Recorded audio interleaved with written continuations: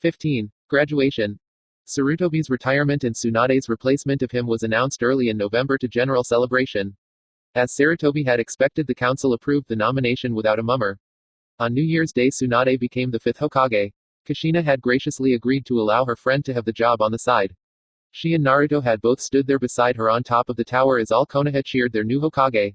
As he stood there, Naruto had closed his eyes and pretended, for just a moment, that they were all cheering for him. XXXXXXXXXX. In January it finally happened. Hinata beat Sasuke in a spar and rose to be number 2 in the class standings. People were also beginning to notice her ability with medical jutsus and talk about her as the next Tsunade. She made a medicinal cream she shared with all her classmates, including Sasuke, which worked wonders on any cuts or bruises. Hinata was coming into her own as a powerful medic nin who was also an excellent combat specialist. People began to say that she would make a perfect partner for Naruto, who was also a close combat specialist. Sasuke did not miss the talk. One evening in January he was at a dinner with his mother Makoto and his uncle Ryuki. Everyone acknowledged Sasuke as both a genius and heir to the clan. Until he turned 16, though Makoto was the clan head.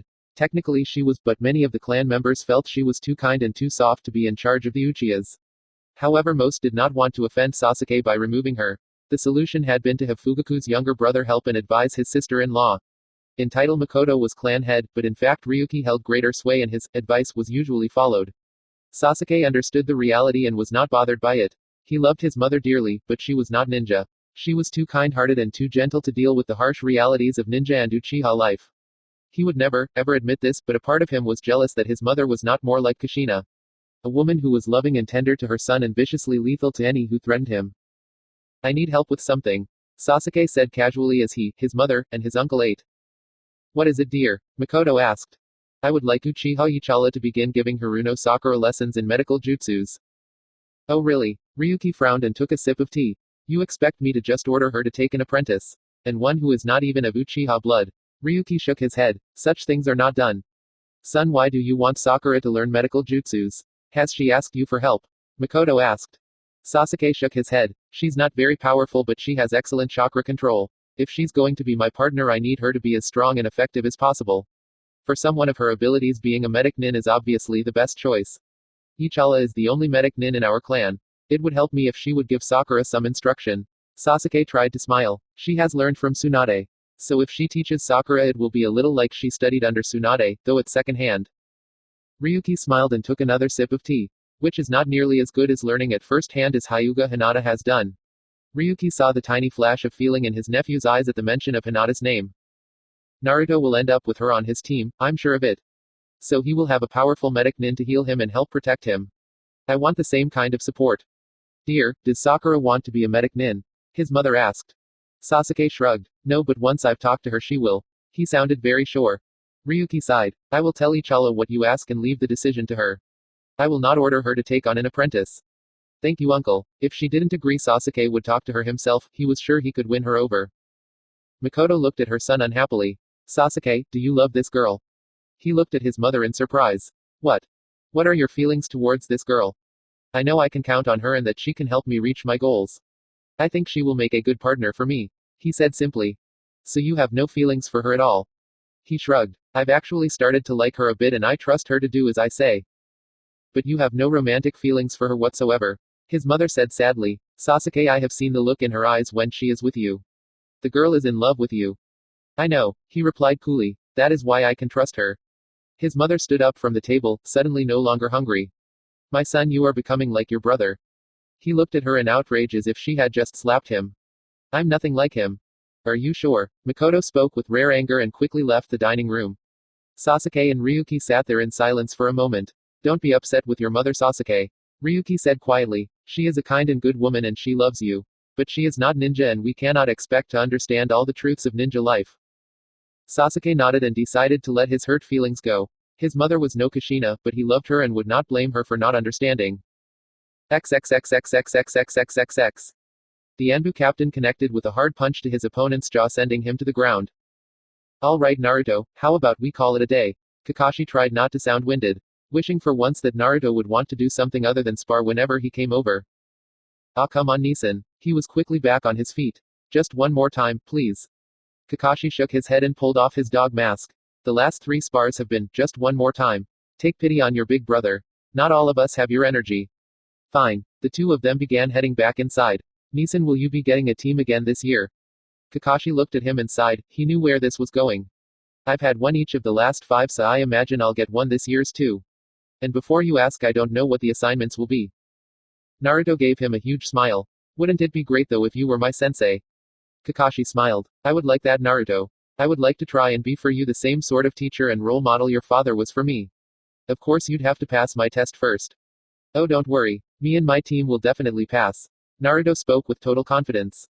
Oh really? Kakashi smirked. How can you be so sure when you don't even know who will be on your team? I know all the strengths and weaknesses of all my classmates. Whoever my teammates are all lead us to victory. His smile slipped a bit. So long as I'm not stuck with that bastard Sasuke. Kakashi sighed. You know, Naruto, not all the Uchihas come with horns and a tail. You've told me about Obito. I've told you about Fugaku, Itachi and Sasuke. So far none of the Uchihas I've met have been heroes. He shrugged. If I meet one who convinces me otherwise, I'll change my opinion. Until then, I'm not trusting any of them. Guilty until proven innocent, eh? Guilty until proven they're not all out to kill me. He frowned. I mean, how can you ask me to trust such a deceitful bunch? Fugaku supposedly died while traveling in Bear Country, and Itachi isn't even listed in the bingo book as a missing nin. The only reason I know the truth is because my mom is on the council. Why are the Uchihas allowed to just bury the truth? Kakashi shrugged. They're ninjas and as such understand the power information has. Anyway, I'm sure you wouldn't begrudge them a few secrets now, would you? Naruto gave him a sour look. You know, the way you defend them, people would think that the clan liked you. Why do you stand up for them when they all try and pretend you don't exist? I owe it to Obito's memory. Besides, it's just a little petty jealousy that a non-Uchiha has managed to copy more than 1,000 jutsus. So far as I know, none of them have gained even half that many. Well, whose fault is that? Naruto sounded downright offended. They should look to you as an example of what they can accomplish with some hard work. But instead they're just jealous of you. Kakashi sighed. Even if some of them are jealous, that's not the same as having all of them out to get you. I never said they were out to get you, Kakashi Nisan. He shook his head. Let's stop talking about the Uchiha clan. It's leaving a bad taste in my mouth. XXXXXXXXXXX. Sakura was staring up at a frowning dark-haired woman wearing a Chunin vest. So you are Sakura. Hi, she said in a small voice. The woman's frown deepened. I can tell just by looking at you that you're weak. She reached out and actually took a hold of one of her arms. No muscle tone at all. How do you expect to survive on the battlefield? With looks and wit. Do you think some sand nin will decide not to lop off that pretty little head of yours because he thinks you're cute? She began to feel very scared. No. No what? The woman said angrily. No, sensei. The woman nodded, slightly mollified. But the frown hadn't left. Sakura was beginning to wonder if it ever would. My name is Uchiha Ichala, and from this point on you will address me as Ichala sensei. Do you understand me, cherry blossom girl? Yes, Ichala sensei. She nodded. Let me explain something to you right off the bat. I don't like you. Each word was punctuated by a finger poking into her huge forehead. I never wanted an apprentice, and if I ever had, I'd have looked for a student from my own clan. I agreed to take on this burden as a favor to Sasuke. As such, I really don't care about your feelings or whether or not you hate me. In fact, I can pretty much guarantee that you're going to hate me. But if you do what I say, you will become a strong and capable kunoichi and medic nin. Maybe you'll even live long enough to be of some help to Sasuke. From now on, whenever I am in Konoha, you will come here after class for 3 hours of physical and medical training. I won't just be teaching you jutsus. It's obvious you need to build up your physical strength and chakra capacity as well. I also wouldn't be shocked if your taijutsu was mediocre. For at least the next couple years I will be training you. Years, Sakura said weakly. Ichala leaned her face down into Sakura's. What was that? I mean, years, sensei. Sakura answered in a panic. That's right. I expect to have the joy of your company, cherry blossom, for at least the next couple of years. But Ichala sensei, I will be graduating come May. I know that. Ichala's tone was icy and her look clearly said she thought Sakura an idiot. Even after you have been placed on a genin team, I will expect you to still come here for additional training. Now let's start building up some stamina into that weak body of yours with 10 laps around the Uchiha compound. Run, maggot. Sakura ran and Ichala stayed right behind, screaming at her to run harder. Sakura tried not to cry and reminded herself that this was so she could be stronger and better help Sasuke. XXXXXXXXXXX. The last semester passed quickly. Hinata solidified her position as number 2 within her class. About halfway through, she finally managed to finish a full 10-hour workout. This in turn made Kiba even more determined to work hard. He eventually got up to 8 hours. Near the end of the semester, Sakura began to noticeably improve her taijutsu and stamina. She even demonstrated a couple basic medical jutsus, though her skill did not compare to Hinata's. Before they knew it, the last official day of class began. One by one they were given the exam. They all passed, of course. The exam was really just a formality. Only a very weak ninja would fail it. Haruka stood proudly looking at 30 smiling faces. All of them had put on their new Hidayites. When we began 4 long years ago, there were 50 of you. Now 30 of you remain. I have no doubt that each and every one of you will go on to have a fine career and make Konoha and your families proud. I want you all to know that I am proud of all of you who have endured and reached this day. I am honored to call myself your sensei and want you all to know that should you ever need advice or help, my door is always open. You are all ninjas now and you are all adults. But as ninjas, you are the lowest of the low. Please keep in mind that as such you will need to continue to work hard and pay attention to your new sensei. Please report back here tomorrow to be assigned to your new teams and to your senseis. Oh, and just one more thing. With a smile he began to walk up the steps between the desks. All the students looked at him wondering what was going on. He approached Shikamaru, who was taking his usual nap. With a grin, Haruka leaned down and put his mouth right next to the boy's ear. Shikamaru. Gah! The boy shouted and dropped out of his seat. The entire class burst into laughter. XXXXXXXXXXX. Man, what a drag. I can't believe Haruka-sensei pulled such a lame stunt. Kiba laughed. Ha, I can't believe I never thought of it. You know, Shika, whoever your sensei is, he won't let you get away with doing nothing all the time. Naruto said. You're going to actually have to put in some effort. Don't remind me. Shikamaru grumbled. Shikamaru-kun, I am sure whoever your sensei is, that things will be all right. Hinata said with certainty. As they approached the door, Ino and some of her posse got in front of it to block them and the entire class from exiting. Hey everyone, I'm announcing a graduation party at my house tonight. All of you are welcome. There'll be food, drink, music, and fun. She smiled at Naruto. Will you come, Naruto-kun? He looked to Hinata. Want to go, Hinata-chan? She nodded. Sure, Naruto-kun, and those parties are always fun. Count us in then, Naruto said with a smile. Great, I'll see you all there. She smiled brightly and led the class out. XXXXXXXXXXX. I am very proud of you, Naruto-kun. She hugged her son tight. From this day forward, you are a leaf ninja and an adult. She tightened her hug a bit. But please never forget that you will also always be my little Naruto-kun. He smiled. I understand, Mom, but please don't call that except when we're alone. No promises. She laughed at his unhappy expression. Now I have a graduation gift for you. Is it a katana? He asked eagerly. She smiled. Yes. What? He leapt about 2 feet into the air. Kushina opened a cabinet and produced a sword in its scabbard. She held it out to him. Congratulations, my son. You are now shinobi and ready to carry a katana with you. Thanks, Mom. He enthusiastically took the sword from her and pulled it out to get a look at it. He smiled. It was perfect. It was exactly like hers. That small curve in the blade, the way the metal just shined, and those perfect razor-sharp edges. Now remember, son, a katana is not just a weapon, it is a part of you. You must name it and give it just a little bit of your soul. I know, Mom. He was so excited. Something suddenly occurred to him. Hey Mom, you know I never asked you. What do you call yours? She smiled and took her sword out. I call mine Homeward. I always believed that no matter how much trouble I was in, it would always help me find my way home again. Have you chosen a name for yours? He nodded and placed his left hand over the blade. You are Defender, because you will help me to defend and protect all the people of this village. He let the sword cut into his palm. Taste of me and know me, for you are part of me now. Kushina nodded, proud and sad at the same time. Well, son, I have to go somewhere, but I'll be back before you leave for your party. Where are you going? Oh, I just have to take care of a little something. XXXXXXXXXXX. Ino rubbed her hands together eagerly. This is the night. Tonight I'm getting Naruto's very first kiss. Oh, give it up, Ino. Sakura said. I mean, the way those two are, he must have already kissed her. Sakura said. Nope. Ino replied with conviction. Hinata admitted over lunch that they've never kissed. But even if that's true, what makes you think tonight will be any different? Delon asked. I mean, you've had 4 years and nothing. What makes you think tonight will be special? Ino grinned. I have a secret weapon. My folks just got in some of these. Excitedly, she pulled out a small jar with a flower with white and red leaves. Oh, is that a vermala? Sakura asked.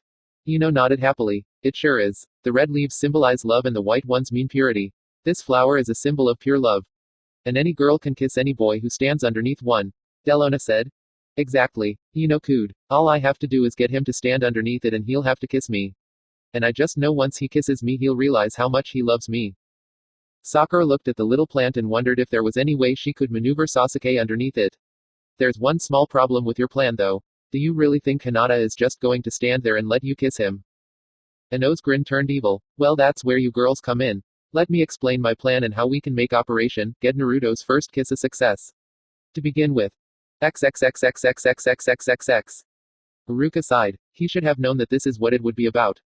He had actually thought that when the Hokage summoned him to her office it might have been to discuss a new assignment. But no, it was all about. Now I want to assure you, Haruka, that this has nothing to do with the team assignments. The Hokage said to him with a smile. You are after all the instructor and that decision is fully in your hands. I would never order you to do something you did not wish to. She assured him. However, we are a bit curious as to where you will be placing our children. Kushina said in a light tone. Indeed, Hiashi said. Well, my intention was to place Naruto on a team with Delona and Kiba. He frowned a bit. By all rights, Shikamaru should be on that team as he was the weakest student and Naruto the best. But the heads of the Nara, Umenka, and Akamichi clans were all insistent that their children serve on the same squad. Hinata will be on a squad with Loram and Ronto. I see, Tsunade said flatly. Interesting choices, Hiashi said neutrally. Kushina nodded. Yes, very interesting. Have you considered, however, that given Naruto and Hinata's lifelong friendship and special relationship that they might excel were they allowed to work together? Indeed, Hiashi said. Hinata has grown strong since working beside Naruto. I see no reason to believe she would not continue to do so for as long as they were partnered. I recognize how strong their bond is, Haruka stated, but given that Hinata is second in the class, one thought she should be on a separate team. Putting her on a squad with Naruto would overbalance them. Kushina smiled. Too much of a good thing, huh? Well, I certainly find no fault with your logic, Haruka. The Hokage spoke with a polite and pleasant tone. But I think you will agree that there are times when exceptions should be made. Were you willing to see your way clear in this case, the Hyuga clan would be in your debt. Hiashi said plainly. Namikaze already considers you a friend. Kushina said cheerfully. If you could just grant us this tiny favor, we would consider you an even better friend. Well, they're at least polite about it, which is better than the Uchiha clan. And they aren't as annoying begging like the Nara, Yamanaka, and Akamichi. Like most times in Konoha, the clans held the real power. Haruka supposed he should be glad he was at least allowed to do as he saw fit with most of the students. I understand, he said simply and nodded. Wonderful, Tsunade said. I thank you, Hiashi said. Great, Kushina replied. Oh, and by the way, we'd like Kakashi to be their sensei. Haruka sighed and nodded. He decided not to bother telling them Kakashi was always slated to be Naruto's sensei. 16. First Kiss. Author's note: to begin with, this story has received over 60,000 hits, over 550 reviews, and over 500 alerts and fav stories. The response has been completely amazing and I really appreciate it. Now, for any of you who may not have heard, the latest Naruto manga has an image of Kushina as well as some other major events which I won't mention as I don't want to spoil anything. Though we learn who Naruto was named for. One other thing, I've had it brought to my attention by a few reviewers that Mikoto was actually a Jonin. Sorry, my mistake as I failed to research enough. However, as this story has now established her as not being ninja, that is how her character will stay. Which actually works best with what I have in mind for later. I hope everyone continues to enjoy the story. XXXXXXXXXX. Welcome, I'm so happy you could make it. Ino greeted them at the door. Thanks for inviting us, Naruto said. Yes, thank you, Ino, Hinata said.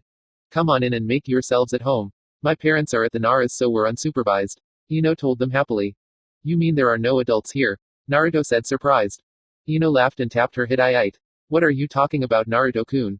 The place is packed with adults. Naruto chuckled. I guess you've got a point there, Ino. He and Hinata had both been there before for birthday and end of semester parties. They moved to the living room where the music was playing. At the entrance, they noticed that the dancers were steering clear of one corner of the room. Hinata was the first to spot a small plant in a pot hanging from the ceiling on some wires. Oh, Hinata said in surprise. What? Naruto asked. Oh well, Ino has put a vermala in the corner there. Hinata pointed. Naruto needed a minute to think. Oh, is that the kissing flower? The one where if you're underneath it you have to give a kiss? Yes. She couldn't help it, she was blushing. I wonder if I tripped him while we were dancing if he would stumble far enough. She immediately felt guilty for thinking of something so underhanded. But she still tried to figure out if there was any way she could get him over to that corner. Do I really want him to kiss me even if it's just because of a silly tradition? She thought about it honestly for a moment. Hell yes I do. Naruto smiled at her. I guess we better stay clear of that corner then, huh? Oh, yes of course. She gave him a weak smile. He frowned a bit and put a hand on her forehead. Are you alright, Hinata-chan? You look kind of flushed. She nodded quickly. I'm fine, Naruto-kun. Let's dance. As Hinata and Naruto entered the dance floor, Ino watched carefully from the edge of the room. She leaned against the wall and simply waited for her moment of opportunity. Tonight she was the wolf, and she'd be damned if she'd leave this hunt without her prize. XXXXXXXXXX. Most people would never guess that Ino had patience. Of course, these people had never been shopping with her. She was often loud and brash and always pushy. But when the situation called for it, she knew how to bide her time. Like a shopper searching for the perfect pair of shoes or the best bargain, she understood that opportunity came to those who were willing to wait and pounce when the moment came. She was also someone who believed in research. She went through the weekend paper looking for sales and tried to go into a shopping trip as prepared as possible. Now she'd had 4 long years to scout out her prey. She knew the habits of both her prey and her pre's protector quite well. She'd thought everything out carefully. The food and punch were in the kitchen around the hall, out of sight of the living room. 3 of her girls would be in position all night. They had worked out the shifts so that someone was always there. She made sure that at all times she had a cup full of punch in her hand. The opportunity would come, and whenever it did, she would take advantage of it. Her plan would probably not buy her more than a minute or 2 at the most, but that would be enough. She smiled as she watched Naruto and Hinata dance as gracefully as they always did. You are mine, Naruto-kun. Tonight I make you mine. XXXXXXXXXX. Normally Sakura would have been thrilled just to be on the dance floor with him. At first he'd refused to dance with her, but slowly he had warmed up, and whenever they went to parties they would spend most of the night on the dance floor. Usually that was plenty to make her happy, but tonight she was frustrated and about ready to start pulling her hair out. No matter how she tried to subtly drive him towards the corner, they never went past the middle of the room. Actually, no one had. Supposedly quite a few of the girls had boyfriends and most of them claimed to have kissed. Well, perhaps they had, but so far no one had shown the guts to kiss in public, even when though the Vermala provided a perfect excuse. Sasuke smirked at her. It's not happening, Sakura, so stop trying so hard. A flush of guilt colored her cheeks. What are you talking about? He shook his head and gave her an impish little grin. We're not going to make out under that plan, so stop trying to lead me there. I don't know what you mean. Her blush got darker. Sure you don't. The frustration just boiled over. Sasuke-kun, don't you want to kiss me? He gave her a smile that made her knees weak. Of course I do, Sakura-chan, and one day I will. But not yet. But why not? Because when I do kiss you, Sakura, it will mean I am ready to give you all of my heart. I am not ready yet, but if you stay and fight by my side, I know I will be one day. Sakura stared at him. His answer was very romantic, and a part of her was thrilled to hear him say such serious and deep words to her. But another part of her wanted to scream at him, it's just a kiss, not a marriage proposal. In the end she decided to just keep dancing with him. She would stay by his side and just hope that the day he was talking about wasn't too far off. XXXXXXXXXX. The song they were listening to came to an end, and in the short interval before the next one started, Hinata looked up at him. I'm thirsty, Naruto-kun, do want some punch? He nodded. Sure, Hinata-chan. I'll be right back. She headed for the kitchen and the punch bowl. As Hinata walked past her, Ino put the plastic cup to her lips to hide a predatory smile. Now, with ease she began to approach Naruto from his blind side while holding out the cup. XXXXXXXXXX. Delona saw Hinata and felt just a little panic at what she was supposed to do. She took a deep breath and calmed herself. Ino was counting her. Ow. She clutched to her stomach and collapsed onto the kitchen floor. Hinata instantly put down her cup to kneel over her classmate. The other people in the kitchen quickly gathered all around them. What's wrong, Delona? Oh, my stomach, it hurts. Just lie back and relax, I'll perform a jutsu to check your vitals. Hinata performed a few hand signs and placed her hand on the girl's stomach. XXXXXXXXXX. Naruto-kun. She called out to him. As he turned around, she deliberately ran into him by accident and spilled punch all over her dress. Naruto saw the punch spill all over Ino. Oh, I'm sorry, Ino. I didn't see you there. She stared at him and looked furious. Naruto, you've just ruined a brand new dress. I bought this just for the party tonight, and now look at it. The stain will never come out. She stepped into his face and with righteous fury stuck a finger to his chest. Naruto had never had the infamous Ino fury directed towards him, and he did what any sane person would do. He retreated. He held up his hands defensively and gave ground before her anger. Ino, I apologize, I'll pay for the dress. Oh, is that what you think? She continued to poke him and push him ahead of her. You think you can just buy me off? Yes, I mean no. Everyone stopped dancing and turned their attention towards them. Well, let me tell you something, Naruto. She came to a halt. And then her anger seemed to disappear like smoke on the wind. I finally got where I want you. Ino was suddenly smiling. He was confused not just by her sudden change in mood but by the fact everyone was suddenly laughing and pointing. Shikamaru shook his head. Naruto, he called. Yashika. Shikamaru smirked and pointed to a spot above his head. You just got checkmated. Naruto looked up and sure enough he was standing directly underneath the Vermala. Ah hell, I got ambushed. Ino put her hands on both his shoulders and leaned in towards him. It's the rules, Naruto-kun, you have to kiss me now. Or do you want to break tradition and get bad karma? Immediately the girls began crying out for Ino to kiss him. He knew Hinata-chan would be upset with him for this, but he just stood there and let Ino draw her lips to his. XXXXXXXXXXX. Hinata frowned at the girl. Delona, there's nothing physically wrong with you. Where is the pain exactly? Right here. She put a hand on her stomach. Hinata continued to frown as she didn't know what the problem could be. As she knelt there in the kitchen, she heard a commotion come from the living room. And she heard Sakura call as clear as day. Kiss him, Ino. Everything snapped into place instantly. She knew who Ino wanted to kiss. She jumped to her feet and rushed back to the living room. There from the entryway she spotted Ino with her hands on Naruto-kun leaning in towards him. Something inside her snapped and she acted without conscious thought. Shoving people out of her way, she hurried over to them. Grabbing Ino by her blonde ponytail, Hinata yanked her back so hard she was thrown down to the living room floor. Ow! Ino cried out and rubbed the back of her head. She looked up to see a furious Hinata standing between her and a shocked Naruto. What's wrong with you? She stood protectively in front of Naruto and glared down at the blonde. Don't ever do that again, Ino. No one kisses Naruto-kun but me. She screamed at the girl. Everyone stared at Hinata in shock. Hinata-chan. His voice called quietly from behind. She turned around to see him looking at her in shock. Her sudden moment of anger was gone and she was abruptly aware of what she had just said in front of her classmates and in front of him. And as she stood there with all their eyes on her, she realized it was a decisive moment in her life. She suddenly remembered the words Kushina had said 4 years ago. Can you pledge everything to be with him? Can you offer your life, your heart, and your very soul to stand beside him? Do you love him that much? Looking into Naruto's surprised face, she asked herself if she really loved him that much. And she found her answer. Yes, I do, she whispered. Huh, Naruto had been the only one to hear her. She looked into his blue eyes and felt that courage she always did when she was near him. She felt the courage to follow her heart. Yes, I do. She spoke loudly and clearly for all to hear. I do love you that much, Naruto-kun. She swiftly leaned forward, put her arms around his neck and kissed his lips. The entire crowd was stunned. And then they began to cheer and whistle at the long and intense kiss. Hinata heard them but didn't care. She slowly opened her eyes and pulled back from him. Naruto was just staring at her. He didn't seem able to say a word or make any sound at all. She didn't know what to say or do and everyone was loudly cheering for her to kiss him again. Suddenly confused and embarrassed, she ran away and got out of that house. XXXXXXXXXXX. She was just sitting on a rooftop about 10 blocks away. She was trying to understand how things had gotten so out of hand in less than a minute. She had kissed him and declared her love for him publicly, there was no going back now. When she heard someone land nearby, she knew who it was. Hello, Naruto-kun. She didn't bother to turn around. Do you mind if I sit with you, Hinata-chan? She shook her head. Of course not, Naruto-kun. He approached her with both hands behind his back and sat down on the roof's edge next to her. Hinata-chan, I just want. Wait. She turned to him desperate. Naruto-kun, can I talk first? There is something I really need to tell you and I'm afraid that if I wait I'll lose my nerve. All right, Hinata-chan. She looked into his eyes and gathered her courage to do what she needed to. Naruto-kun, I love you. I have always loved you. I can't remember a time in my life when I didn't. And I don't mean that I love you like a friend. It started like that, but my feelings grew and intensified.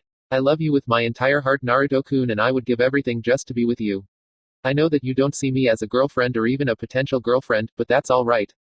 Because I'll wait and try to bring your heart to where mine is now. All I want is to be with you, Naruto-kun. And if we can only be together as friends for now, I'll accept that, but know that my love for you is real and will never change. She stopped. He was just looking at her in amazement. I'm done now. That was everything I wanted to say. He continued to stare at her for a while. Naruto-kun, please say something. He smiled. I love you too, Hinata-chan. I was just wondering what I had ever done to deserve you. You mean you love me as a friend, right? Still smiling, he brought a hand out from behind his back. Nope, not like a friend, Hinata-chan. He was holding the vermala in his hand and held it up over her head. I'm sorry I didn't realize it sooner, but when you kissed me it sort of came clear. I love you, Hinata-chan, and I always want you to be with me. Really? She replied in a small voice. Really? He began to lean forward when she suddenly put her little hand in front of his face. Wait. She reached up to take the vermala from him and put it on the roof. Don't you want to kiss me, Hinata-chan? He said in a hurt voice. Yes, Naruto-kun, I do. She leaned in and put her arms around him. From now on all of my kisses are yours and you can have them whenever you want. I just want you to know it's because I love you and not because of a flower or a tradition. With that, the two of them slowly leaned in and began to gently press their lips together underneath the stars. XXXXXXXXXXX. After dropping off Hinata, Kushina and her son walked up to their front door. You know, don't you, Mom? Naruto wasn't asking a question. In reply, Kushina smiled at him. Protective surveillance was a wonderful thing. She is going to make you a wonderful wife someday. She sighed happily. 17. Bell test. As they headed to the academy for their assignments, Hinata and Naruto walked hand in hand like always. But when Hinata looked over at him, she was looking at her boyfriend. Naruto-kun, what will we do if we aren't on the same team? She asked plaintively. He smiled at her and gave her hand a gentle squeeze. It'll be all right, Hinata-chan. But I don't want to be away from you, Naruto-kun. Now that we're finally boyfriend and girlfriend, I don't want us to be apart.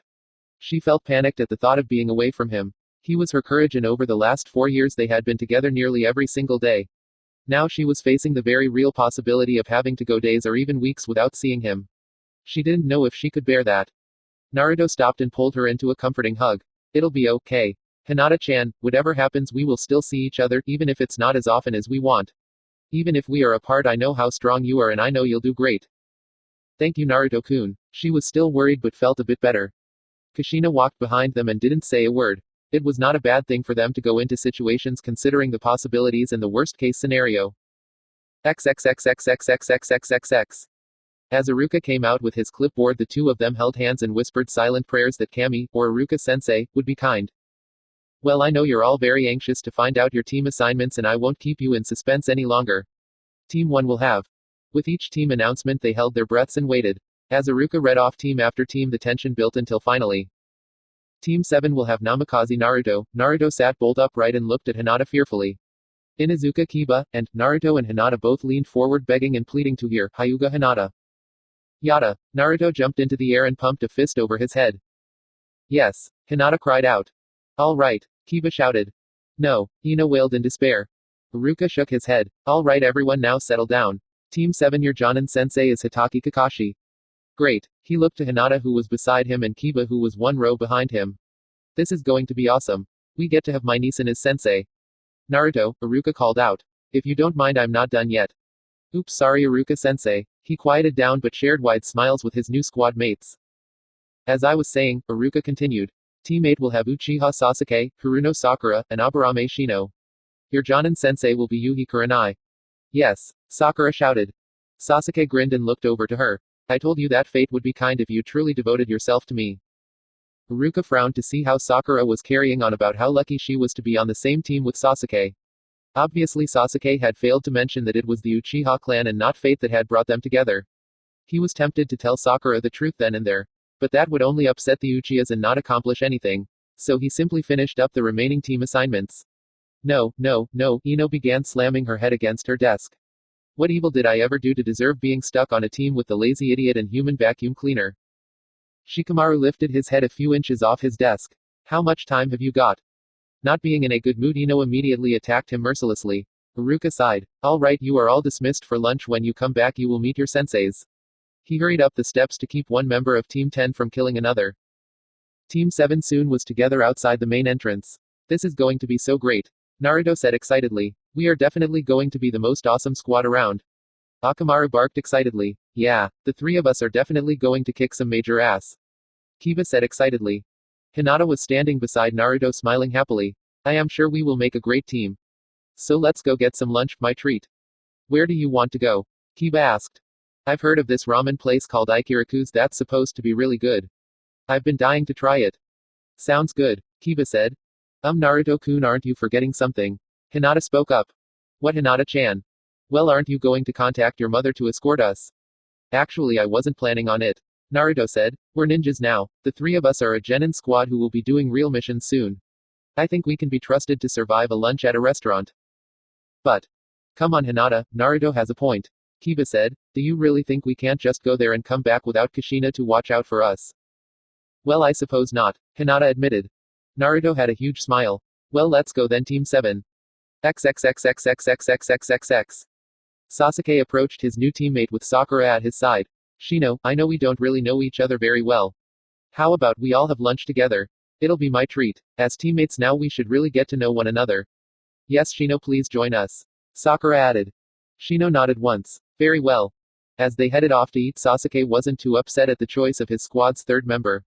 Shino's abilities put him somewhere in the top third of the class. His personality was such that Sasuke didn't see him as fighting for leadership of the group the way, say, Kiba might have. Sasuke nodded to himself, there was potential here. XXXXXXXXXX. They had a good meal. Naruto thought the ramen was very good, though not as good as his mom's, and the cook and waitress were very friendly. They made it back to the academy on time and watched as the other senseis picked up their squads. Ino left with a longing look at Naruto. Hinata activated her Byakugan so she could more effectively glare at the girl. Once all the other teams had cleared out, Naruto stood up and cheerfully went up to the blackboard. With some chalk he wrote out, "Neeson, see you at the house." "All right, let's go," he said once he'd written his message. "Go where?" Kiba asked. "We can go back to my home and start planning for the test." "What test?" Naruto shrugged. "Before we become genin, we have to pass a test from our instructor. Each sensei gives their squad a test to see if they're really ready to be ninja." "What? But what about the graduation test we took yesterday?" Kiba was clearly upset at the news. "Oh, well, that was just to make sure we were at least competent. I mean, come on, 3 bushins. What sort of idiot can't do that?" Hinata giggled. "Naruto-kun, you can't make 3 bushins." He pouted at her. "But I can make shadow clones that are way cooler." "So what is this test going to be?" Kiba asked. Naruto shrugged. "There's no standard test. Each sensei gives their squad some sort of challenge or task to accomplish to test their abilities." "Okay, then, what sort of test does Kakashi give?" Kiba asked. Naruto looked embarrassed and rubbed the back of his head. I don't know." "What?" Kiba was on his feet glaring at Naruto. "What do you mean you don't know? The whole lunch it was, my Neeson this and my Neeson that. How can you not know what kind of test gives?" "Well," Naruto admitted to his chagrin. "He never actually told me and I never thought to ask." "Great. Some ninja spy you turn out to be." Naruto shrugged. "Well, there are a couple things I can tell you about the test though." "Like what?" Kiba grumbled. Naruto smiled. "Well, to begin with, this test has a 66% failure rate. Of the 10 squads that were formed today, no more than 3 are likely to actually pass and become genin." "Naruto-kun," Hinata asked nervously. "What happens if we fail?" He frowned and shook his head. "A fate far worse than death. If you fail, you get sent back here for further instruction." "Oh no," Kiba whined and Hinata looked worried. "Hey, come on," Naruto said cheerfully. "There is no way that this squad could possibly fail. The 3 of us will definitely do great." He saw that his confidence cheered his teammates a little. Naruto-kun. "Yes, Hinata-chan. You said there were 2 things you could tell us. What's the other one?" He sighed. "Well, Neeson has been assigned a squad each of the last 5 years. He's never passed one." "You mean they all failed his test?" Kiba said. "Yeah. Great, just great," Kiba muttered. Naruto shrugged. "All the more reason for us to start planning now. Come on, let's get going." "But Naruto-kun, won't sensei get mad if we just leave?" Hinata worried. He sighed. "Hinata-chan, I love my Neeson and there are many wonderful things about him. But punctuality is definitely not one of them. He is always at least 2 hours late to everything but missions." Naruto gave a pout. "He was even late to my birthday parties. So do you really want to spend 2 hours just sitting here, or would you rather be at my home eating cookies and coming up with ideas for the test?" Team 7 soon got going. XXXXXXXXXX. "Naruto-kun, why didn't you call me to escort you?" Kushina asked her son with a severe look. He looked up at her and took on a firm visage. "Mom, I'm a ninja of the leaf now. I think it's safe for me to go about the village without an escort." Kushina looked a bit scared. "Son, do you remember what happened the last time you weren't escorted?" Naruto nodded. "I remember, Mom. But I'm not an academy student anymore. I'm a ninja and I have a hidayite and a katana that you gave me. If I'm not ready to go around without an escort, when will I be?" "Naruto-kun, you know you are a special case." He nodded. "I know that, Mom. But before long I'll be leaving the village to go on real missions in other countries. I'm trusted to not only survive but to help my teammates and accomplish the mission goals. If I'm expected to do that, how can you not expect me to be able to walk the streets of my own village?" "But Naruto." "Mom, there's always going to be danger, but I really am ready now. Please trust in me." And suddenly she was weeping and holding him tight. "Oh, my little baby. Oh, my little Naruto-kun. Mom, please don't cry. It's all right, I swear. I'll keep my radio with me and you know if anything ever happens I'll call you." "I know that, Naruto-kun, I do." She slowly let go of him and wiped her eyes. "It's just hard for a mother to let go." She gave him a little smile. "But you really are an adult now and you're becoming a man. All right, Naruto-kun, no more escorting you, but promise me you will call me if anything happens." "I promise, Mom." XXXXXXXXXX. A little over 2 hours later, as Team 7 was sitting around the kitchen having cookies, going over contingencies, and making plans, Kakashi walked in. They quickly covered up the notes they'd been making and stood up. "Hey, Neeson, want some cookies?" Kakashi shook his head and chuckled. "You know, Naruto, it's been quite a while since I've been stood up." Naruto shrugged. "If you were going to be on time, we'd have waited." "Well, I would have been on time, but there was this little old lady who needed to cross several streets, you see." Hinata chuckled, Kiba stared at him, and Naruto frowned. Kakashi-Nisan, why do you bother lying when it's obvious you're lying? Underneath his mask, Kakashi smiled. Because when I do tell you a believable lie, it'll be harder for you to spot it. He looked over the three of them. Well, now I've met you all before, but let's start out with some introductions anyway, just to break the ice. Will you go first, Kakashi-sensei, and show us what you mean? Hinata asked. Sure, he answered cheerfully. My name is Hitaki Kakashi. I have lots of likes and dislikes. My goals really aren't any of your concern. What was that? Kiba complained. The only thing we found out was your name. Yes. He smiled beneath his mask. Why don't you go next? Fine, my name is Inuzuka Kiba. What I like best in this whole world is my dog Akamaru. The small dog on his head immediately began to bark. I also really like being a part of this new pack. I hate cats and any food I can't chew. My goal is to be a great ninja and help my pack succeed. Alright, good, now how about the little lady? She felt completely comfortable and confident. I am Hyuga Hinata. I like healing people, pressing flowers, and being with Naruto-kun. I dislike bullies and people who hate others for no reason. I have two goals. I want to be a great medic nin like Tsunade. She looked over at Naruto and smiled at him. I also want to be the wife of the Rokudaime Hokage. Wife, Naruto said a bit nervously. Kiba began laughing. Hey Naruto, you better be serious about becoming Hokage or you're going to lose your girl.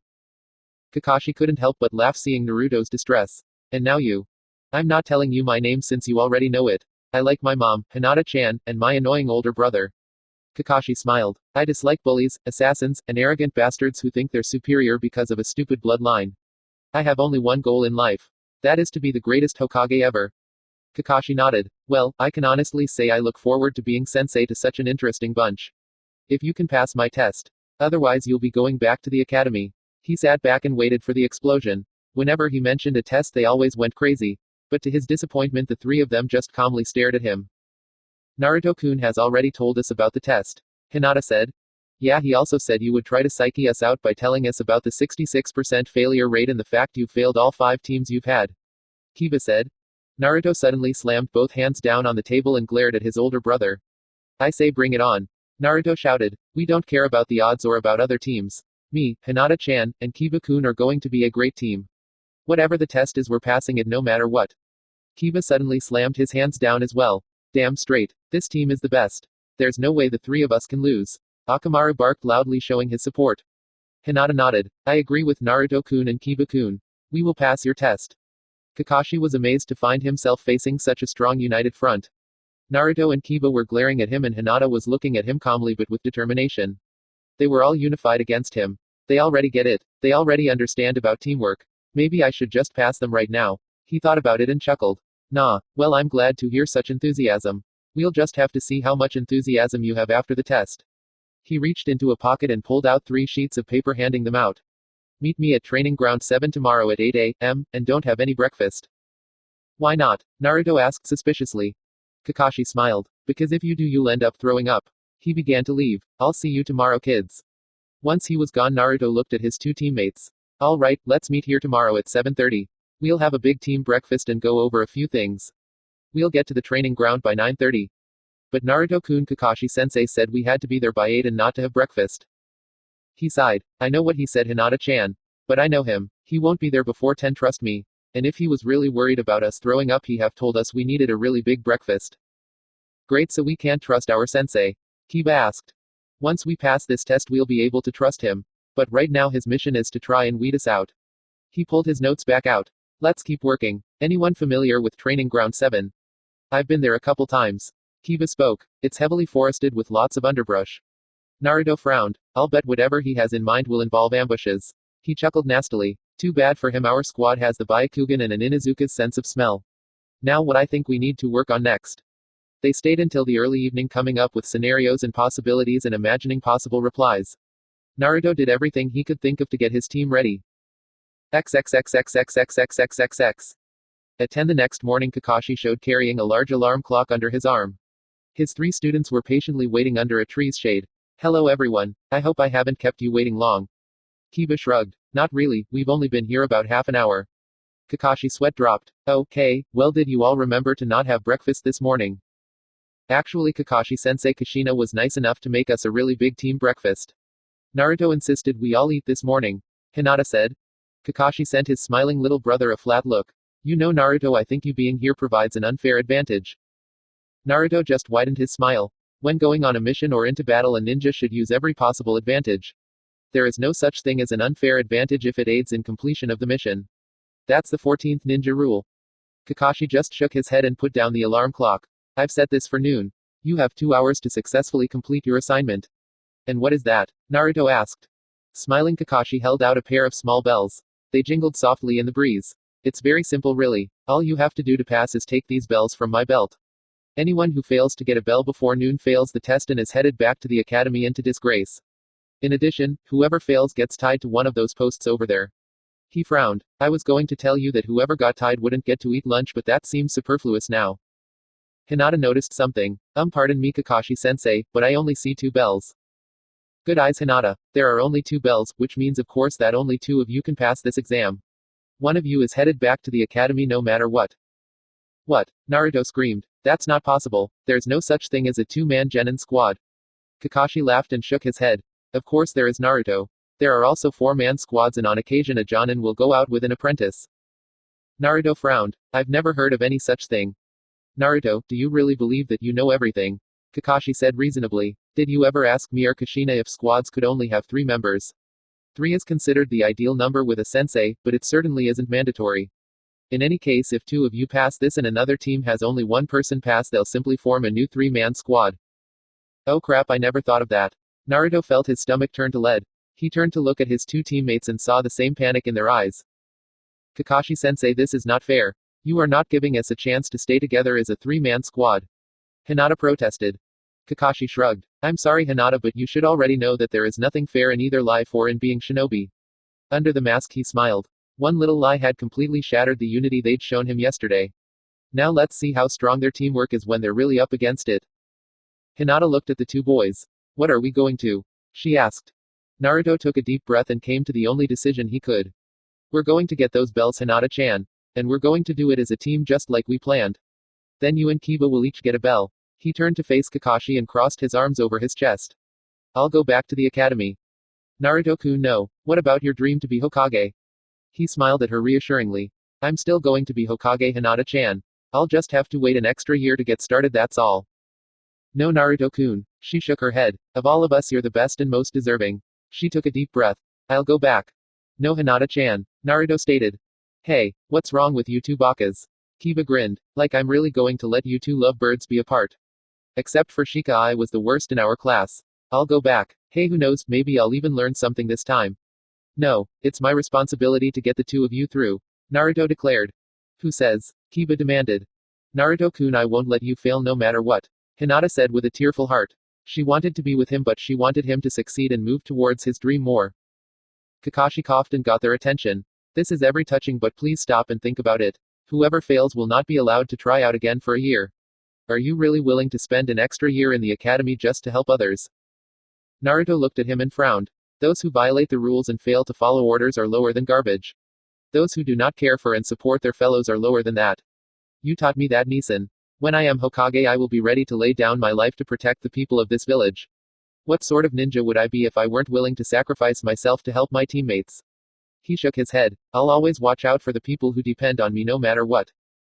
Hinata nodded proudly. I feel the same way, Naruto-kun. Kiba put a hand on Naruto's shoulder. Every Inuzuka understands that you must work for the good of the pack. Kakashi eyed them carefully. So each of you is ready to sacrifice yourself for the good of your teammates. He watched all 3 of them nod. Finally, well then I guess there's just one more thing to say. He paused dramatically, then stuck his thumb into the air. You all pass. What? Naruto said. Excuse me, Hinata said. Huh, Kiba said. Kakashi smiled at them. I said you all passed. But what about the bell test? Hinata asked, confused. The point of the bell test was never to see if you could actually acquire the bells. It was to see if you would be willing to sacrifice your individual wants for the greater good and for your fellows. You've clearly shown me that you all understand about caring and watching out for your teammates. So there's no point in having the test. Wait a minute, that was it. All we had to do was show you we would work together. Naruto asked. That's right, Kakashi nodded. Then why did you fail you previous 5 teams? Kakashi sighed. Because Naruto, none of them ever showed themselves willing to sacrifice themselves for others. There are far too many veteran ninjas who have trouble with that concept. Never find ninjas fresh out of the academy. Believe me Naruto, you and your teammates really are something special. With a huge grin he looked to Hinata and Kiba. Yeah we are. Kiba laughed. Ha, the man knows talent when he sees it. Hinata just stood there and smiled. Happy and relieved to know that they would get to stay together and be a team. Alright Team 7, the exercise is now complete. Let's head back. Oh and Naruto, by the way, you were right. Huh, about what? There are no two-man genin squads. Ha, I knew it, Naruto proclaimed. Kakashi smiled. No you didn't, which is why you were so panicked. He chuckled. I told you it would be hard for you to spot my lies. They headed back as official genin. Team 7 was officially born. 18. Wave Country. Akamaru barked and was in savage pursuit. The poor cat was running for his life. Ahead of the cat a young girl knelt down and held out her arms. Come here kitty, Hinata said gently. The cat leapt into her arms and she took hold of him. She quickly had the cat relaxed and purring. She switched on her radio communicator. This is Hinata, target has been acquired. Please confirm that the target has a rib in the right ear that says, Tiger. Kakashi's voice came over the line. Confirm team leader, Hinata replied. Good job team, Kakashi said happily. Mission, find the missing pet, is complete. As Akamaru returned to the top of his master's head he was looking at the cat in disgust. I can't believe I just wasted an hour of my life finding a cat.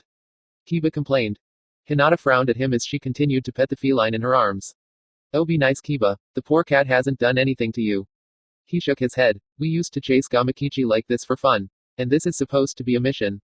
It's a D rank mission Kiba. Kakashi sighed and tried to explain. You are all brand new genin. These kinds of missions are where you get the experience necessary to move on to bigger and better things. Kiba grumbled but didn't say anything more. Come on, let's get back to the tower and report in. XXXXXXXXXX. At the tower they returned poor Tiger to his owner, the fire daimyo's wife.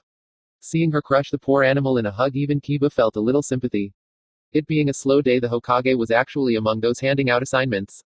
Since it was summer, Iruka was also temporarily assigned there. Tsunade smiled at them. Another successful mission, your team is ripping through them at 2 or 3 a day. Now let's see, I'll give you a choice for your next D rank. You can help paint a house, do some weeding, or do some babysitting. No way, none of the above. I didn't train to be a ninja so I could rescue cats and babysit. I want a real mission. Kiba shouted. Tsunade glared at him and felt a vain throb in her head. What was that? I said I want a real mission. Something that actually involves ninja skills. Kiba continued to shout, not feeling intimidated in the least by the Hokages glaring at him.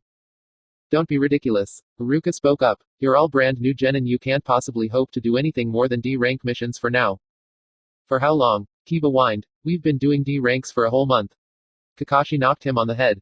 Kiba, settle down. You can't just yell at the Hokage like that because you don't like your assignments. Kiba rubbed his head and glared at his sensei. Oh come on Kakashi sensei. We're being wasted on these stupid jobs. We're ready to do a lot more. He looked over to his friend. Come on Naruto, back me up here. Naruto shook his head. Kiba, we're ninjas, it's our duty is to fulfill whatever mission we're assigned. Kiba frowned. Oh come on, you don't think we're ready to step up? Naruto frowned. Well. Tsunade looked at him. Tell me your opinion Naruto. He looked at her. Well Hokage-sama, he never called her godmother in the tower, while I am happy to take care of any mission assigned to me I do agree with Kiba that we can do more. Ha! Kiba shouted. Kakashi bopped him on the head again. Tsunade leaned back in her chair and smiled. You are still raw genin. Why exactly should I assign you a higher ranked mission? Especially since I have yet to assign one to any of the other new genin squads. Naruto shrugged. Because we're the best and we're ready. He stated flatly. We have a lot of talent on this squad and our work ethic can't be touched. We should be the first of the new squads to get a higher ranked mission. Tsunade grinned. My, but you do have a high opinion of yourself Naruto. He gave her a bit of a smile. Well, I'm not the only one. My godmother thinks pretty highly of me too, in fact she thinks I'll be Hokage one day. Tsunade chuckled. Yes, I know she does. She looked over the members of Team 7 again and glanced down at her paperwork. Alright, I'll give you something that's a little more challenging. Hinata was shocked. Kiba's tantrum actually worked. Alright. Kiba jumped up. Finally a real mission. Kakashi sighed. Kiba, please quiet down, you do want to hear what this mission will be, don't you? Oh, sorry. He smiled and stopped making so much noise. Tsunade shook her head. You will be escorting a bridge builder to his home in the land of waves. We're going to a foreign country. Alright, Kiba said. Naruto didn't say anything but he smiled and felt very excited. I'll have your client brought out so you can meet him. In short order a fat, somewhat disheveled, old man with a bottle of beer in his hand entered the room. He looked over the squad and frowned. What's going on here? They look like a bunch of wet-nosed brats. Especially the dumb-looking one with the dog on his head. What? Kiba roared. I'll kill him. Fortunately, Kakashi had a hold of him. No, Kiba, no killing the client. The old man took a long sip of his beer. I am Tazuna, a bridge builder of ultimate renown. Until I'm safely back in my own country where I'll be completing my next bridge, you'll all be expected to protect me, even at the cost of your own lives. Geez, what a pleasant guy. Naruto said under his breath. XXXXXXXXXX. At 8 a.m. the next morning, Team 7 assembled at the gate with their client. Tazuna was looking over the ninjas and not feeling a world of confidence. Am I really expected to put my life in the hands of children? He complained. Kakashi sighed. This would be a very long mission. There is really no need for concern, they are all fine ninjas and I am an elite ninja and will be accompanying you as well. He took a sip of beer. My confidence and underwhelmed. What is this jerk's problem? Kiba said quietly. Maybe he is just under a lot of stress. Hinata offered. Yeah, and maybe he's just a jerk. Kiba offered. Naruto sighed. Don't worry about it, Kiba, it's our first real mission. Try and enjoy it. Kiba gave him a look that questioned his sanity. Naruto didn't care. Even if the client was a jerk and the mission was a boring escort, he was finally out of the village. He was finally doing something. He felt a sense of real freedom. He was finally taking his fate into his own hands. XXXXXXXXXX. Kushina stood near the gate and watched her son go. Even though she knew it was foolish, she had to fight down the urge to go after him. Are you all right? Kushina looked behind her to see Tsunade smiling. Oh, I'm fine. It's just. Tsunade nodded. I know, but you knew this day would come. Kushina nodded. Of course, but it's still very hard to let him go off on his own. He's not alone, you know. He has Kakashi and his teammates with him. And even if he were on his own, you have done an amazing job training him. I'd say he's already a match for half the Jonins in this village. I know that, but I can't help but worry about him now that he's somewhere I can't reach. She sighed. Even with the servants, the house is going to seem very lonely without him there. Tsunade put a comforting hand on her friend's shoulder. Why don't you come and have dinner with me and Shizune tonight at the Hokage mansion? Kushina thought about that a moment and nodded. She would appreciate the company. Anyway, it's a simple low priority C rank, just something to give them a little bit of experience. I'm sure they'll have an easy time. Tsunade reassured. XXXXXXXXXX. As they walked along the road, the three Genins had taken the lead and were together as a group about 15 feet ahead of Tazuna. Kakashi was bringing up the rear about 10 feet behind the client. As they walked along, Kiba was watching Akamaru chase a butterfly and both Naruto and Hinata were enjoying the scenery. As they walked, he noticed a puddle of water in the middle of the road. He knew it hadn't rained in a few weeks. I'm going to talk to Nisan for a second. Hinata and Kiba both simply nodded. He dropped back to where Kakashi was. He was next to Kakashi as he approached the water puddle. You noticed the puddle? Kakashi said quietly. Yeah, he replied just as quietly. Ambush. Probably, warn the others and be ready. Nodding, Naruto half walked half jogged back to Kiba and Hinata, trying very hard not to look as though he were alert. Kiba, Hinata, he said in a whisper. They both gave him their attention. Act casually, but were about to be attacked. They both stiffened a bit but didn't anything more. Hinata-chan, activate your bloodline. She gave the barest of nods. Byakugan. She used her bloodline to search the area. There are two behind Kakashi. In an instant his sword was in his hand and he had pivoted around and was rushing towards Kakashi. Kiba, with me, Hinata, cover the client. Tazuna froze as the three children who had been walking in front of him suddenly turned and were rushing towards him. His eyes were drawn to the blond boy with the red and black clothes. He had a sword in his hand. He saw the boy's face for just a second before he was past. But that one look was enough to freeze his spine. The little girl stopped in front of him and was in some sort of weird stance. It was only as he turned around to watch the boys rush past that he suddenly saw two foreign ninja about to rip Kakashi apart. That was what Naruto saw as well. Two ninjas with respirators, each wearing a gloved metal claw with a nasty barbed chain running between. They had already wrapped the chain around him, and before Naruto could get there he saw his Nisan torn apart. Nisan! Naruto howled. Kakashi! Kiba cried out. The two clawed ninjas wasted no time and rushed towards them. Take the one on the right. Naruto ordered as he bore down on the other one. Even as furious as he was, he still felt his mind do an evaluation on the choice of weapons. He decided that their choice was stupid. A claw and a chain were no match for a good sword. As the enemy closed on him, he quickly dropped the sword low in front of him. And when he was on top of his opponent, he drove his sword straight up and out in one smooth motion. He didn't miss. From the man's groin clean up to his neck, his katana bit deep. The enemy ninja was gutted like a fish. His chest showered out blood and man fell to the ground flapping about for a bit before he was still. It all took just a few seconds. With one enemy down, he quickly pulled his sword back into the ready position and turned to his right. He saw Kiba nail the other one with his fang over fang technique. He hit his opponent square in the chest and he was down on the ground. Naruto rushed over to his last enemy's side and raised his sword over his head ready for another killing blow. Naruto, stop. Naruto froze and looked behind him. Kakashi Nissen. Kakashi was standing just a few feet behind him. But Naruto looked to where Kakashi's body had been. There he saw a roughly severed log. Oh, you used a substitution. His relief at his Nissan's survival was quickly replaced by anger. Why did you let us think they'd killed you? Sorry about that, but I thought it would give me a good chance to evaluate you all in real combat situation. Are any of you hurt? Everyone shook their heads. You all did excellently. Hinata, good job covering and protecting the client. Kiba, excellent attack, it was very effective. And Naruto, I couldn't have done better. He smiled and nodded. Kakashi had a way with words. Thanks, Nissan. But Naruto, from now on don't call me that when we're in the field. I'm fine with it when we're training or at home. But on missions call me sensei or just plain Kakashi. Why? You give an enemy an advantage. If they hear you call me that, they're likely to think we have a special bond and change tactics accordingly. Let's not give our enemies any more information than we need to. Now then, he picked up the survivor. I'm going to have a little chat with our friend here. He lifted the survivor over his shoulder and carried him into the woods to chat. Naruto calmly took out a rag and began wiping off his blade. He slowly became aware that all three people still there were staring at him. You killed that man, Tizuna said in a small voice. Naruto looked up from his cleaning and smiled at the old drunk. Still think we're just a bunch of wet-nosed brats. Tizuna quickly shook his head and took several steps away from him. Hinata and Kiba were both looking at him oddly. Naruto let out a sigh. This is the first time you've seen someone killed, isn't it? Kiba and Hinata both nodded. Are you all right, Naruto-kun? Hinata asked worriedly. He smiled and nodded. This isn't the first time for me, remember. This is the 8th person and 4th ninja I've killed. Do you feel all right? Are you upset or bothered? She asked. Naruto shook his head. I'm fine, Hinata-chan. I've learned to turn my feelings off when I kill. You turn your feelings off? She asked, sounding a little stunned. He looked at her seriously. The very first time I killed Hinata-chan was that time at the academy. I killed a Chunin and 4 villagers. Looking at what I had done to those men tore me up inside. My mom told me that the only way to be able to kill and not go insane was to turn your heart off at those times and stop feeling. Naruto, that sounds horrible. He nodded. That's just what I said to my mom. But it's the only way to be able to do it and not go insane. We're ninjas and we have to kill sometimes, there is no changing that. But we can still be human and we can still feel, just not at those moments.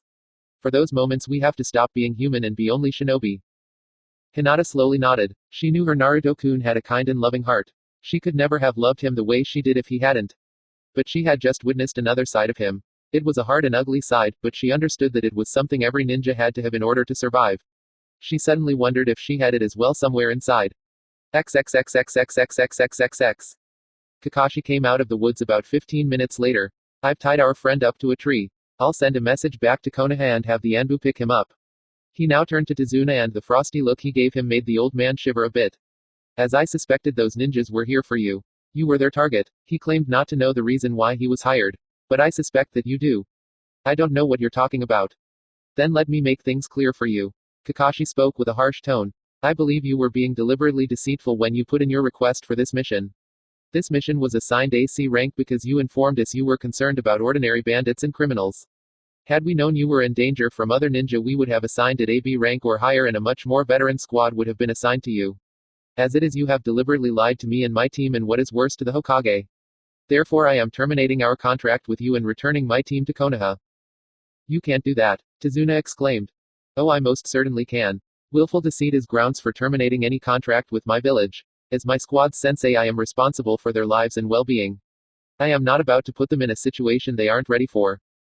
If you break our contract, I'll sue your village. Kakashi shrugged. Feel free. All right, Team 7, we're going back to the village. Wait, Tizuna shouted, truly panicked. If you go, I'm a dead man.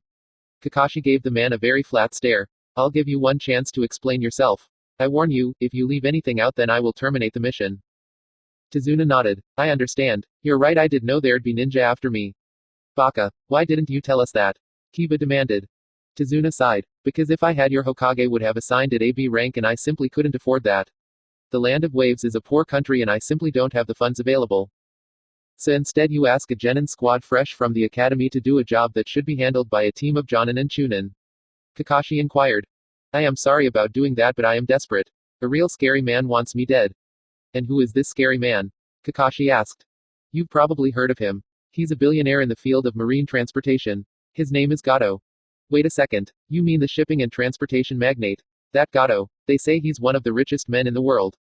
Oh, he is. Tizuna nodded in disgust. He is also a murderous criminal who will break any law to turn a profit. He came to my country a year ago under the guise of a business venture. Before long, a horde of criminals descended on us to enforce Gato's will. By fair means and foul, he quickly gained a monopoly on all transportation in Wave Country. For an island nation, marine transport is our life's blood. He swiftly destroyed our economy and drained off all the wealth of the land. The only thing he has to fear is the completion of the bridge I have been working on for some time. I see, Hinata spoke up. And as the architect of the bridge and the overseer of its construction, Utazuna-san are very much in his way. Naruto nodded. That means the ninja who attacked you were working for Gato. Kiba nodded and tried desperately to keep up with the conversation. So that's the whole truth.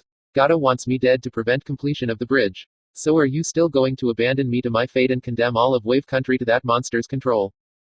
Kakashi let out a deep sigh. Tizuna, I sympathize with your situation, I really do. But the fact is my squad is just not ready for this sort of mission. Who says? Kiba spoke out. Kakashi-sensei, we can definitely do this. I mean, what's the other choice? Run home with our tail between our legs. His grimace showed what he thought of that idea. Kiba, there is no disgrace in withdrawing when the situation is more than you can handle. It's called a tactical retreat. Kakashi stated. I agree with Kiba, Naruto said firmly. I say we need to continue with this mission. Kakashi frowned. This isn't a game, Naruto. Naruto deliberately looked over at the body that was still lying in the middle of the road. With the summer heat, it was already starting to attract flies. I know that sensei. But like Kiba said, who says we're not ready? We dealt with these too easily and that was without your active participation. Why aren't we strong enough to continue? Naruto, these two were Chunin. I could have dealt with them by myself. The next attack will either involve greater numbers or a Jonin or even a few Jonin. Do you feel up to that? He nodded, confidence never wavering. Yes, I do. I think we have an amazing team and I think Team 7 can do whatever it has to. Besides, Tizuna and the people in Wave Country need our help. Kakashi sighed. They're not even paying for the amount of help they need. Is it just about the money then? Naruto frowned. Because I thought being a ninja was about helping people who need your help. It's about helping your village and carrying out the missions your village assigns you. Kakashi clarified. Well, we have a mission from our village. And even if it has been given the wrong ranking, I think it's worth doing. I say we help Tizuna and the people in Wave Country. Hell yeah, Kiba agreed. Come on, Kakashi-sensei, how can we abandon them now that we know what they're facing? Kakashi-sensei, I also want to continue this mission. Hinata stepped forward. I agree with Naruto-kun and Kiba-kun, this mission is truly worth carrying out. Kakashi looked at his three students. Damn it, they were earnest. I am going to regret this. He slowly nodded his agreement. All right, if you're all willing to continue in the face of the danger, we'll push on. XXXXXXXXXX. The little man was yelling and complaining and almost hysterical that the demon brothers had failed. The ninja shook his head. Why did money have to be so damn important? If the world worked properly, skill and power would be the only things that mattered. But no, money mattered too. With enough money, he could buy enough supporters to pursue his dream again. I will be the Mizukage one day. I will return to the village hidden in the mist and have my revenge. The little man glowered at him. And now he's hired ninjas to protect him, you damn fool. With ease, he brought his massive sword to the man's throat. Watch your damn mouth. Who do you think you're talking to? I am Momochi Zabuza, the demon of the mist. I will take the hit myself and eliminate this man that worries you so much. Then you will pay me what you owe me. Fine, the little man said and looked relieved as the sword was pulled away. But you had better not fail. The ninja laughed. When it came to killing, he never failed. 19. Zabuza. They arrived in Wave Country in a small boat. Despite now being on a serious mission, Naruto was loving it. He found he really enjoyed traveling and seeing new things. He had never been outside of Fire Country, never been on a boat before, never seen the ocean before. This mission was just one new experience after another. Once they had landed, they began the walk towards Tizuna's home. Kakashi gathered his team together around him before they set off. He spoke quietly so as not to alarm Tizuna. It's extremely likely we'll be attacked again on the way to Tizuna's home. We can also expect the next attack to be much more serious than the previous one. Kiba and Hinata, I want you to use your abilities to keep a careful watch out for any surprises. They both nodded. Naruto, I want you stay right beside Tizuna the entire time, even if we are attacked. His safety is your responsibility, understand? Naruto nodded. Yes, Kakashi-sensei. Damn, it's going to take me a while to get used to that. Remember, an attack may come at any time from any direction. Stay alert and be ready for anything. On that cheerful note, they headed out. Kiba and Hinata walked up front while Kakashi was the rear guard. Naruto walked beside Tizuna. You know, I never thanked you for speaking up, for continuing to help me. I don't think your sensei would have agreed if you hadn't. I really do appreciate it. Naruto smiled at him. You're very welcome. I happen to believe that people with power should try and help others. What this Gato has done is despicable and needs to be stopped. Tazuna eyed the boy carefully. You know, you seem like a very fine young man. Talking to you, I can tell you have a good heart. Naruto nodded. Thanks. Tazuna hesitated to continue. Tell me though, how can someone like you kill so easily? I saw what you did with your sword. And once it was done, you didn't seem to care. Naruto sent the man a serious look. Once he was dead, I didn't care about him. I hit the target and looked for other targets. Tazuna stared. His mouth was a bit dry and he wished he had a beer with him. How can you be so idealistic one moment and so cold-blooded the next? Naruto gave him a grin. Simple, I'm a ninja. Tazuna didn't ask any more questions. 10 minutes later, Kiba picked something up on the wind. He immediately put a fist up signaling a halt. Kakashi was by his side and they were talking quietly. Naruto remained by Tazuna. I've got 2 cents, they're both still faint, maybe a mile or so up ahead. Kiba explained. Whoever they are, they didn't use this road to get there, not from this direction at least. Kakashi nodded. Hinata. Hinata nodded understanding. Byakugan. With her bloodline, she began searching ahead of them. It took her a moment to spot them. I found them. There are 2 of them standing in a tree talking. One is an adult with bandaged over his mouth and a huge sword on his back. The other one is smaller, probably near our age and wearing a mask like a hunter nins. They're both definitely ninjas and they seem to be Miss Nins. Kakashi nodded and was very glad for his team's abilities. Are there any other ninja in the area? Hinata searched for another couple minutes. No, just those 2. All right, come with me. He led them to where Tazuna and Naruto were waiting.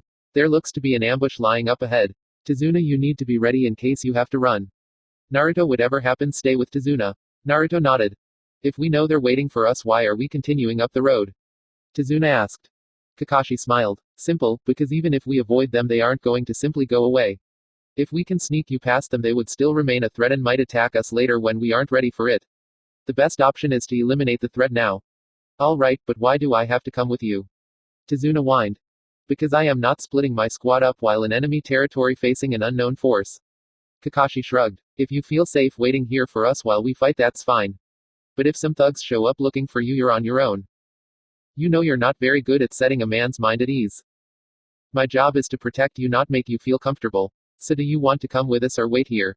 Tazuna sighed. It was no fun having to choose the lesser evil. I'll come with you. XXXXXXXXXX. Zabuza was well hidden as the party came around a bend in the road. He quickly looked them over. His first impression was that the demon brothers were highly overrated. They'd been beaten by a single ninja and 3 children. Hiku was a special exception. But then he took a closer look at the only real ninja. Well, I'll be, he whispered. Kakashi of the Sharingan Eye. His opinion of the demon brothers was restored. For whatever that was worth. Hiku. Yes, Zabuza-sama, the boy answered in a low whisper. This enemy is more dangerous than any you have ever faced. I want you to remain hidden, do you understand? He bowed his masked head. Yes, sir. Beneath the bandages, Zabuza smiled. Watch closely, this should be quite an interesting fight. Pulling out his massive blade, he got ready. XXXXXXXXXX. Everyone take cover. Kakashi shouted as a huge blade came spinning through the air. Everyone ducked and Naruto pushed Tazuna down to the ground. When they looked up, the blade was embedded in the trunk of a tree. And standing on the blade's cumbersome handle was a ninja. Kakashi recognized him immediately, as did Naruto, from the bingo book. Well, if it isn't Momochi Zabuza, the kid who ran off and left the land of the mists. Hey, always good to be so famous. Kakashi the copy ninja, if it wouldn't be too much trouble, could you hand over the old man? Sorry, I can't do that. He pulled up his Hidai to reveal his Sharingan eye. Didn't think you would, just common courtesy to a fellow professional. But if you won't hand him over to me, that means I'll have to kill you. Grabbing his sword, he disappeared. Manji battle formation. Protect Tazuna. This enemy is on a whole other level than anything you've faced before. The 3 genin formed a triangle around their client. Naruto had his sword out, Kiba a kunai, while Hinata preferred to wait in her fighting stance without a weapon. As they all watched, a thick fog rose up all around them. All of you keep alert. Zabuza is a master of the silent kill. Letting your guard down around him means a one-way trip to the next life. As the fog thickened, an amused voice seemed to call out from all directions. There are 8 targets. Throat, spinal column, lungs, liver, the jugular vein, the subclavian artery, heart, and kidney. So many choices, what vital vulnerable place shall I choose? Heh heh. And then without warning he landed in the middle of their formation. Before Kakashi or any of the others could act, he swung his sword and neatly cut into Tazuna's neck. Only to have him disappear in a puff of smoke. What? The 3 genin launched themselves at him without concern. Being so close, they were able to get a hold of his arms and delay him just a moment. Instantly half a dozen kunai came out of the bushes and struck Zabuza in the chest. His form immediately became water and splashed down on the ground. Somewhere from the trees above, four Sanbons came down and struck each of the ninjas still there. Each disappeared in a puff of smoke. XXXXXXXXXX. Damn it, Kakashi muttered softly. I knew it wouldn't be that easy as soon as I saw who it was. They were momentarily in a stalemate as both his team and Zabuza and his partner were hidden. But he had an ace to play. Hinata. She pointed to a tree about 50 yards away. They are both up there, she whispered. He nodded and turned to Naruto. Can you make me about 20 shadow clones? Naruto quickly nodded and performed the jutsu. Team 7 had some truly incredible assets: Byakugan, shadow clones, Sharingan, Rasengan, Chidori, summoning, frogs and dogs, and tracking ability. Kakashi began to realize that this squad had the potential to not be just good but truly great, maybe even legendary. But first they needed to survive this fight. He hadn't exposed his Sharingan yet. He knew very well the strict limit of his own body when using it. He lifted his Hittite and exposed it now. Time to put an end to this fight and to the demon of the mist. XXXXXXXXXXX. He is good. His team was never even exposed. Zabuza said softly. Zabuza-sama, I do not believe I have ever heard you speak of someone with such respect before. Haku said.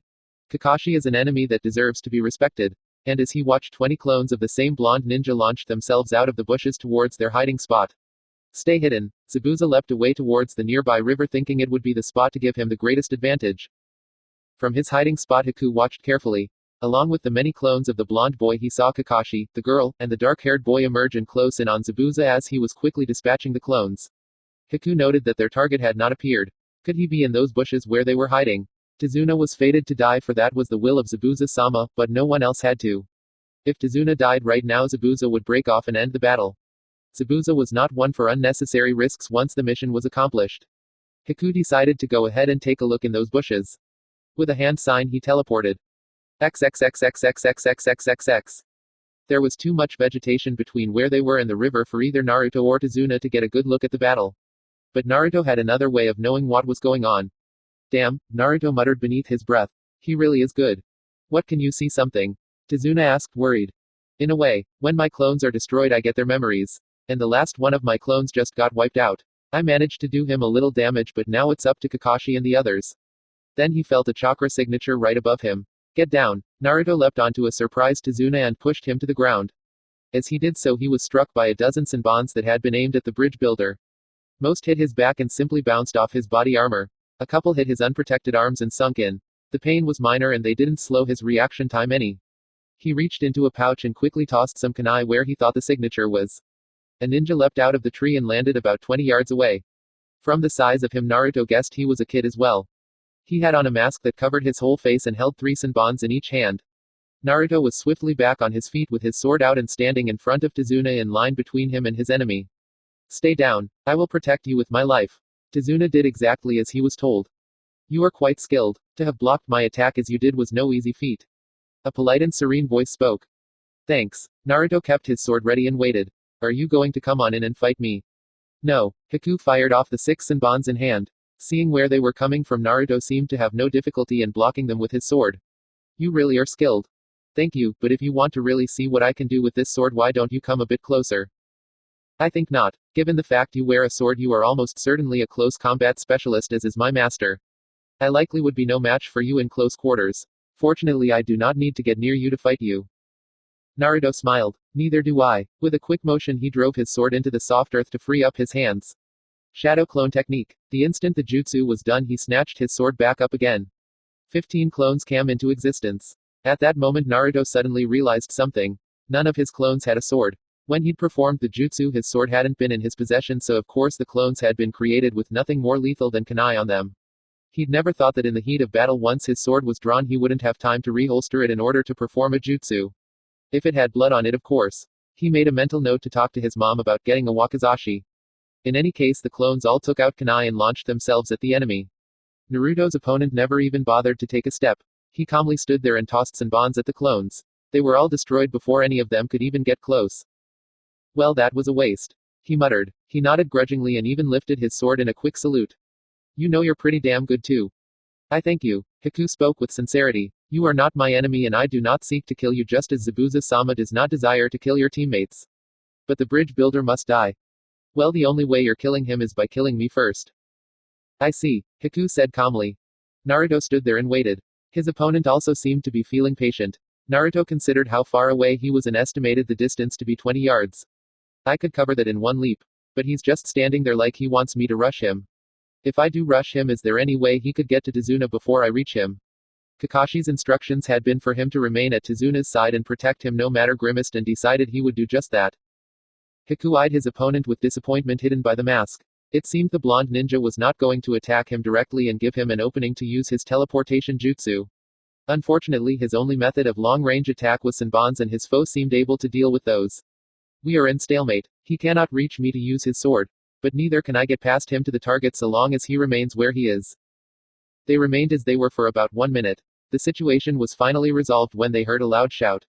Zabuza-sama. Haku performed his teleportation jutsu and disappeared. XXXXXXXXXX. Water-style water dragon missile. Kakashi and Zabuza both cried out in the same instant, unleashing a pair of gigantic dragons to leap out of the river and swiftly annihilate each other. Damn it, Zabuza muttered. This wasn't going well. To begin with, he had a few wounds on his chest and back from those damn clones and their damn swords. After that, he'd had to deal with Kakashi, who seemed able to read his mind. He had 2 of his brats on the river bank watching him and backing him up but staying out of the fight. Kakashi was the real problem though. He seemed able to read my mind, Kakashi said. What? That's impossible. Curse him, he's got that sickeningly evil look in his eye, right? Shut up, you damn parrot. Zabuza began forming a new jutsu. But as he did so, he seemed to see an illusion of himself standing at Kakashi's side. What the? Zabuza hesitated, Kakashi did not. Water-style giant waterfall technique. Zabuza cried out as he was caught up in a gigantic cyclone of water and tossed about like a leaf in a storm. He was finally slammed hard into a tree and collapsed to the ground, his back to the tree. Looking up, he saw Kakashi land in a tree limb just above him. Can you see the future? Kakashi drew out a kunai and nodded grimly. Yes, and what I see is your death. Kakashi, behind you. Hinata cried out. Kakashi leapt away just in time to avoid some Senbons. Before he, Hinata, or Kiba could do a thing, Zabuza's partner landed at his side. Grabbing a hold of him, the new arrival performed a hand sign and they were both gone. Damn it. It was so close. Kakashi-sensei, what can we do? Hinata asked as both she and Kiba arrived at his side. There's nothing we can do now about Zabuza. Let's get back to Naruto and Tazuna. XXXXXXXXXXX. They found Tazuna a bit shaken but otherwise unharmed. Naruto quickly related what had happened to him. You did a good job, Naruto. You did exactly what I told you to. He looked to Kiba and Hinata. You have all done a wonderful job and I am very proud of you. With that, he yawned and then collapsed, being caught by Naruto before he hit the ground.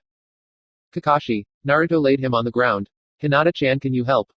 She quickly knelt down beside him and performed a diagnostic jutsu. What's wrong with him? Kiba asked worriedly. His vitals are all strong. Hinata said with relief. He seems to just be suffering from physical exhaustion. It's the Sharingan, Naruto said with certainty. Kakashi has told me that because he lacks an Uchiha's body, he can only use his Sharingan for so long before it exhausts him.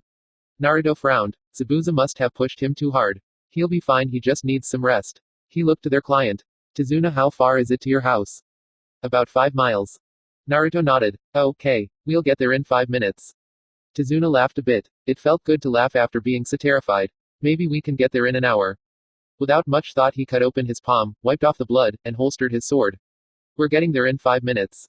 Naruto used a tone that said nothing was up for debate. No more walking, we're leaping the rest of the way. Kiba and Hinata both nodded. Leaping? What are you talking about? Tazuna asked. Naruto performed his jutsu and 4 clones came to life. With Kakashi out of action, I'm leading Team 7. And right now I think our best course of action is to get to your house and set up a base camp as fast as possible. So I'll use my clones to carry you and Kakashi as we leap through the trees. Through the trees. 2 of his clones took a hold of Tazuna. Hey, I'm fine with walking. As one, they all leapt into the air. Ah. XXXXXXXXXXX. Kakashi opened his eyes. He was inside somewhere on a floor underneath some blankets. Are you all right, teacher? Kakashi looked up to see a fairly attractive woman in her 20s with dark hair. I am fine, he replied weakly. I am Kakashi, by the way. And you are? I am Tsunami, Tazuna's daughter. My father was feeling a bit ill when you all arrived, but he's alive and in one piece. He has told me everything that has happened and I know I owe his life to you and your students. She bowed to him. Please accept my deepest thanks. We are very happy to help. Can you tell me where my students are now? I am right here, Kakashi-sensei. A friendly face came into view. Naruto-kun and Kiba-kun are in the next room getting something to eat. Are you hungry? Yes, Hinata, I am actually, but first could you bring the boys in here? Hi. In short order, his 3 students were all kneeling around him. What's the situation? Kakashi asked. Naruto answered. Well, I have 4 of my clones acting as a guard outside the house. Hinata-chan has searched the area for a 1-mile radius and found nothing. Kiba went on a patrol with a couple of my clones to back him up. He found nothing suspicious and no other scents for 3 miles. So for right now I think we're secure. I'll keep some clones to watch all night. Kakashi nodded slightly. Good job, Naruto. It will probably take me about a week to recover my strength. You're in charge until then. Right, Kakashi ni, sensei. What do you want us to do? Well, since you all know the tree climbing and water walking exercises, there's really no special training I can give you while I'm bedridden. Keep Tazuna safe at all costs and try to get in some training when time allows. Kakashi-sensei, Hinata spoke. What about Zabuza and his partner? Zabuza was hit pretty hard by my last jutsu. I'm guessing he's going to need some time to recover as well. If he does show up before I am ready, the most important thing to remember is that for shinobi the one thing important above all else is teamwork. That is where your greatest strength lies. And as one, they all nodded. XXXXXXXXXX. Haku was sitting by Zabuza's bedside as the door opened. In walked the greasy little man with a pair of samurai who were trying to look mean. I wonder if they understand I could kill them all easily. You've got some nerve showing your face again after such a miserable failure. Demon of the Mist, ha. That's a joke. He signaled for his bodyguards to wait and approached Zabuza's bed. Nothing to say for yourself. He reached for Zabuza's face. Instantly Haku had the man's wrist in his fist and began crushing it. Don't defile Zabuza-sama with your touch. Arg. Gato screamed out in pain. How dare you? Gato's samurai began to draw their swords. But before they could even pull them out, they found Haku standing between them holding their own swords a bare inch from their necks. You don't want to do that right now. He hissed. I am in a very bad mood. Gato gripped his throbbing and broken wrist. You'll pay for this, you little bastard. He was furious but was intelligent enough to understand he was not in a strong position at the moment. For one of the very few times in his life Gato decided retreat was in order. Alright, you can have one more chance. But if you fail again, don't come back. I understand. Haku returned the swords to their hapless owners. We will not fail you. His politeness only rubbed salt in Gato's wound. He and his samurai quickly departed. Haku returned to his seat by Zabuza's side. That was not necessary. Zabuza spoke in a strained voice. In his hand beneath the covers was a kunai. I could have dealt with him. I know, Zabuza-sama, but had you done so we might have found ourselves on the run again from them. Zabuza sighed. True. Let us be patient for just a little while. Yes, Zabuza agreed, but only for a little while. 20. Haku. As they sat around talking, a small boy walked in and hurried over to Tazuna. Are you okay? Grandpa, I was afraid I was never going to see you again.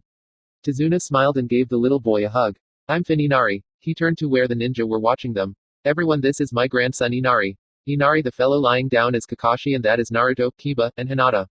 He smiled at the boy. These brave ninja have protected me and they're going to help me finish the bridge and rid us of Gato. The boy looked past his grandfather at the strangers with real interest. You're here to fight Gato. The blonde one smiled at him and nodded. That's right. We've sworn to protect your grandfather from any bad men who might want to hurt him. In fact, I'd like to think we're being just a little heroic. Naruto thought of his father. The boy sent him a hurt look and suddenly seemed on the verge of tears. You're an idiot. The boy shouted. You're all gonna die. Don't you know there's no such thing as heroes? The boy immediately fled. Hey you twerp.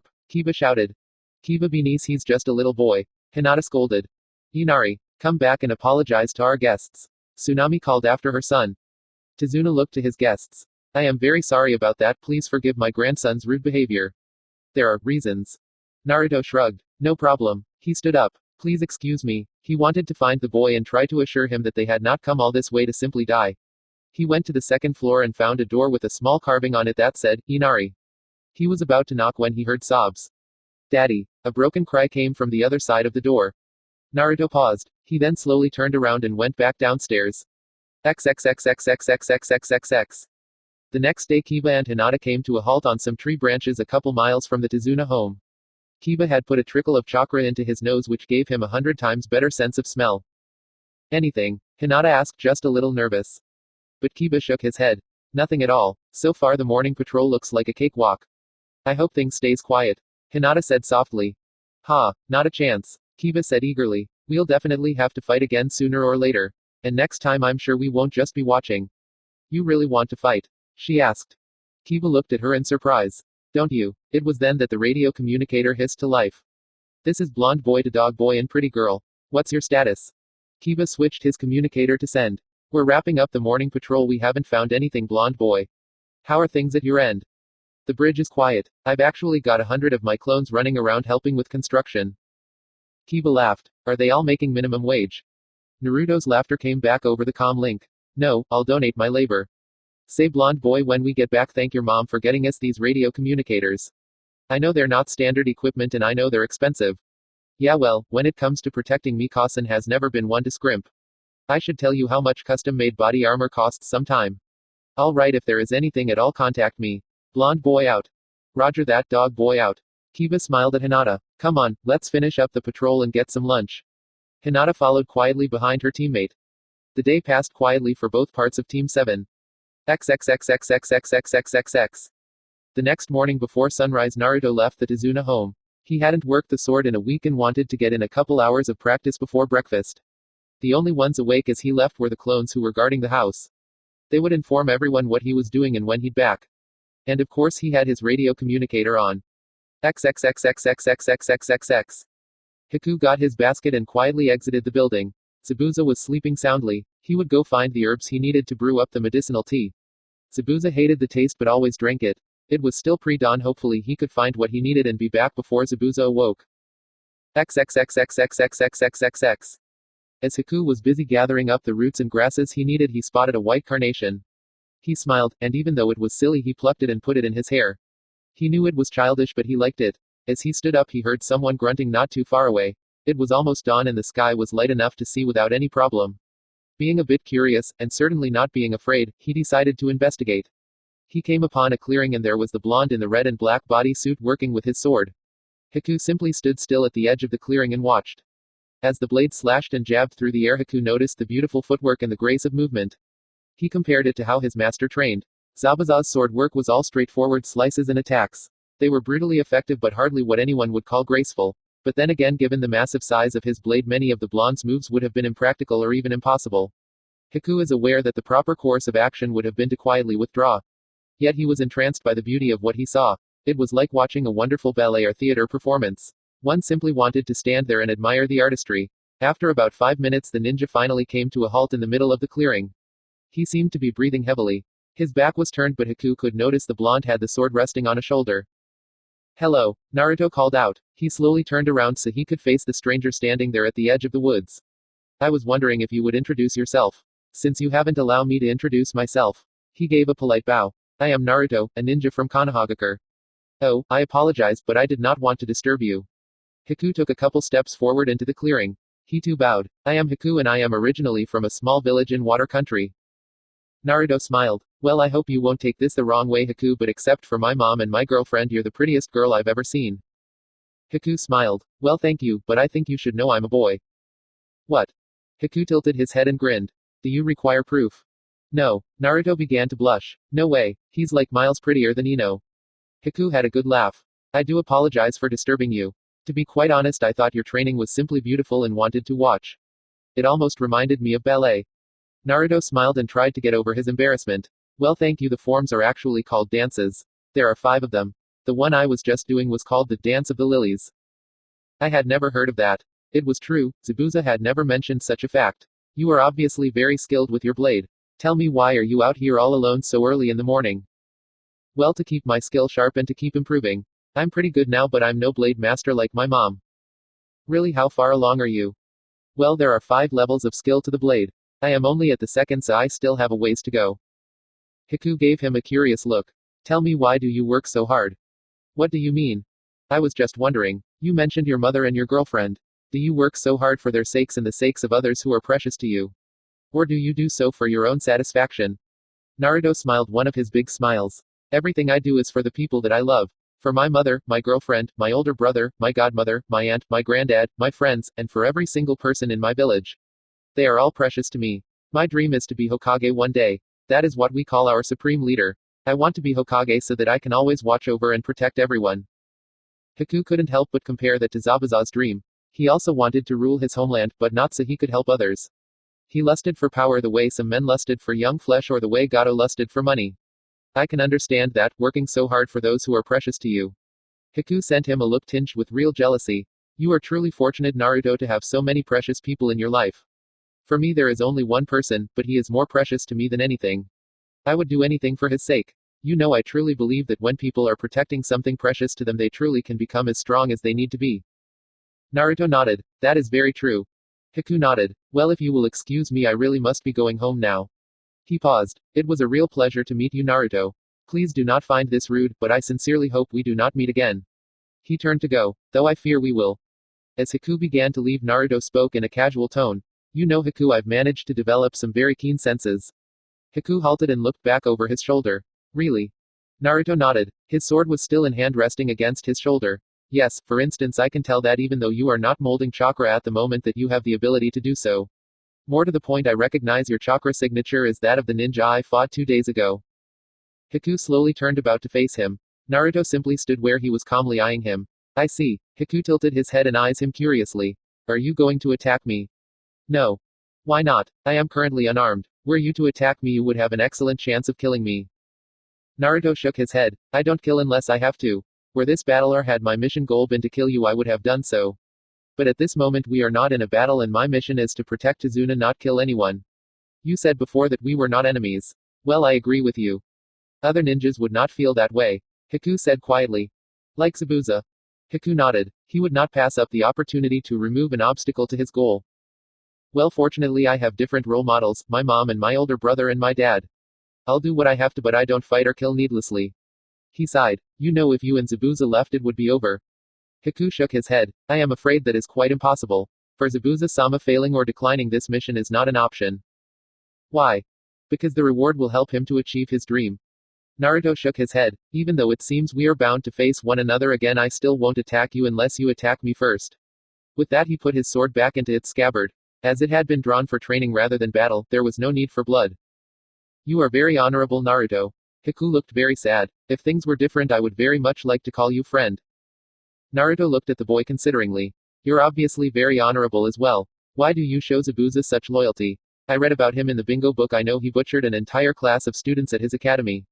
I know he tried to overthrow his government and became a missing nin. He's a cold-hearted mercenary. How does someone like that get such loyalty? Do not speak of Zabuza-sama that way. Haku said. He is my one and only precious person. And suddenly Haku wanted, no needed for Naruto to understand. Once I was precious. For I belonged to my parents. I was born in a snowy little village in the land of water. I was happy, my parents were good, kind people. But just as I was getting old enough to really notice the world around me, something happened. What? Naruto asked, feeling entranced. Blood, my blood. Haku spoke sadly. What are you talking about? My father killed my mother and tried to kill me. Haku said matter-of-factly. Naruto gasped and simply stared at the other boy. Why? Naruto choked out. The land had seen generations of non-stop warfare. Among its people, those who possess Kekkei Genkai, skills that come out of our genetic inheritance, are loathed abominations. Haku continued in a calm tone. The Kekkei Genkai refers to clans whose bloodlines give them powers like mine. Inherited skills that were exploited and twisted, used to cause horrible slaughter. Until we ceased to be looked on as warriors or even weapons, but were condemned as the harbingers of doom. After the wars were over, we who possessed this trait were hunted. Only able to survive by hiding the existence of our skill and our bloodline away. Exposure meant certain death. We are special, we are powerful, and we are feared. My father learned that my mother came from such a clan, and before I even realized what I was about to do, I killed him. Haku paused for a good bit. Naruto thought he had revealed all that he had meant to. But in a weary voice the boy continued. And then I knew what I was. It was the most painful thing, and I was forced to accept it. What? Naruto couldn't help but feel the boy's pain. That I was alone in the world, superfluous, unwanted, shunned. I was all alone, and I knew that if I died no one would care or even notice. Haku paused again and tears fell from his eyes. That was when Zabuza-sama found me. He adopted me, even knowing of my Kekkei Genkai. The very thing that others hated me for he not only accepted but cherished and wanted. Haku smiled as his tears fell. I was so happy. I was needed. I was wanted. I had someone precious to me and I would give everything for him. I'm sure you don't understand my pain, Naruto. What it's like to be all alone and hated for something you were born with. But that is what I endured, and that is the hell that Zabuza-sama rescued me from. And that is why I would die for him. And do so gladly so long as it helped him. Naruto slowly nodded. It's true that I don't know what it's like to be all alone. For a long time the people who cared for me were few, but I was always loved and always wanted. But Haku, I know what it is to be hated because you were born with a terrible power inside you. You have a Kekkei Genkai. No, sealed within my body is the Kyuubi no Kitsune, the nine-tailed demon fox spirit. Haku stared at him. My father was the Hokage of Konoha, and when Kyuubi attacked, he knew the only way to save the village was to trap the Kyuubi within a newborn human child. And that is what my father did. He sacrificed his own life to transfer the demon fox into his newborn son, me. My father saved the village and he is beloved, his memory honored. But from the day of my birth there have been people in my village who would have gladly murdered me. I survived only because my mother and a few others risked their lives to protect me. Even now when I walk through the village some people look at me with hatred and revulsion. He shook his head. I don't know what it's like to be alone, Haku, but I do know what it's like to be hated for something you had no choice in. He looked at him. By the way, everything I just told you is known to my sensei but not to my two teammates. I ask you to please keep my secret as I will keep what you have told me in confidence. If it was a secret, why did you tell me? Haku asked. Because I wanted you to know that I understood, at least a little bit. Haku slowly nodded. He reached up and took the flower that he had in his hair. I would like to give you this. He approached Naruto. Naruto eyed him but did not move. You want to give me a flower? He grinned a bit. I did tell you I have a girlfriend, didn't I? I don't like you in that way. Haku grinned as well. You are quite safe, Naruto. I promise I will not try to steal you away from your girlfriend. He stood before him and held out the flower. This is a white carnation, they are supposed to be good luck. Naruto looked at him seriously. Considering what is likely coming, are you sure you want to wish me good luck? Haku nodded. I do, please accept it. Naruto reached out and took the flower. Thank you. He placed it in one of his pouches. Haku sighed. I have no friends in this world. Other than Zabuza-sama I have no one. I wish we could have been friends. Naruto held out his right hand. Shake my hand, Haku, and we are friends. Haku looked at his in surprise. How can you say that when you know we will have to fight each other? Because Haku, that is how the world is. Sometimes friends must fight each other, not out of hate, but simply because the causes and people they follow lead to conflict. But even if the sides we are on force us to combat one another, I would like us to be friends as well. Slowly Haku lifted his hand and placed it in Naruto's outstretched palm. Thank you, my friend. XXXXXXXXXX. Naruto watched Haku leave. He wondered what the future held and hoped there was some way he could avoid having to kill someone he considered a friend. His radio communicator sparked to life. Naruto-kun. He hit the send button. Yes, Hinata-chan. Are you almost done with practice? Breakfast will be ready soon. I'm heading back right now. I'll see you in a bit. It was to me to get back to his team and mission. XXXXXXXXXX. Zabuza noted when Haku returned with his basket of sharp-smelling herbs. You're back a bit later than usual. Anything happen? Haku smiled. Nothing at all, Zabuza-sama. XXXXXXXXXX. Uchiha Damas looked about the inn. This is the place we were supposed to meet the client, isn't it? Madara nodded. It's the only inn of the White Horse in this village. Damas looked about suspicious at how empty the place was. Have you got a bad feeling about this? I mean all the way to Rice Country for AC rank, and at the price. And who pays up front when they don't have to? Madara smiled. Oh come on, the price and the upfront payment were because the client insisted that the team include an Uchiha with the Sharingan. Let's face it, you're in high demand. Damas shook his head. Something does not feel right. As he spoke, a tall thin man entered the inn's common room. Well, hello. Are you the two Chunins who have come to fulfill my request? Both of them rose to their feet. We are, and you are our client. Madara asked. The man smiled broadly. I am indeed. Now which of you is the Uchiha? Damas frowned. I am, and that tone is not appreciated. The man laughed. My apologies. And suddenly Damas was screaming. He felt dozens of kunai slam into his body. He dropped to his knees shaking. Looking over, he saw Madara's in the same shape. Genjutsu, he choked out. Yes. The client took out a kunai and walked over to them. He smoothly and neatly sliced open Madara's throat. Damas could only watch as his friend and partner spilled to the floor dead. Why, who are you? The tall thin man laughed. I am Orochimaru, the ninja of legend. Orochimaru. It was a struggle just to talk, never mind fight or run. What do you want? Your body. Damas suddenly saw a gigantic snake appear before his eyes. Just before he began screaming as his soul was torn away. 21. The bridge. It had been 7 days, and in that time there had been no sign of Zabuza or his partner. They were all sitting at the dinner table. The members of Team 7 were all joking and laughing with one another. Kakashi was telling what sounded like a tall tale of how he had once spotted Jiraiya peeping at a women's bathhouse back when he was still a stiff-necked genin. So I tell him he is breaking the law and that his behavior goes against the ninja code. What happened next? Kiba asked eagerly. Kakashi smiled beneath his mask. Well, he started doing this weird dance, hopping about on one leg, telling me he was a great and powerful ninja. Naruto laughed. Oh yeah, my mom calls the dance the pervy shuffle. So what happened next, Kakashi-sensei? Hinata asked, curious. Well, I tried to perform a citizen's arrest and we started arguing, when who should come out of the baths, in nothing but a towel, but Tsunade. Godmother. Naruto burst out. Kakashi chuckled and nodded. The very same. At the time they were still teammates. Well, of course, the second she saw him there, she knew what he'd been up to. And she proceeded to beat him pretty much within an inch of his life. No way, Kiba exclaimed. Akamaru barked his disbelief as well. Did that really happen, or is this just another one of your silly lies? Naruto looked suspicious. Kakashi looked earnest. Oh, come now, have I ever lied to any of you? Yes, all three students shout in one voice. Immediately, not only Team 7 but Tazuna and Tsunami burst out laughing. Inari sat there miserable. As he sat there, he began to weep. Hinata was the first to notice. Inari, are you all right? She asked with a concerned tone. Why are you crying? The laughter dissipated and all eyes turned to the boy.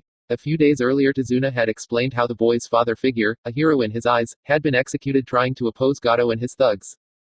You're all idiots, the boy declared loudly. You train and you patrol, and what good do you think it will do? No matter what you do, you'll never be a match for Gato's thugs.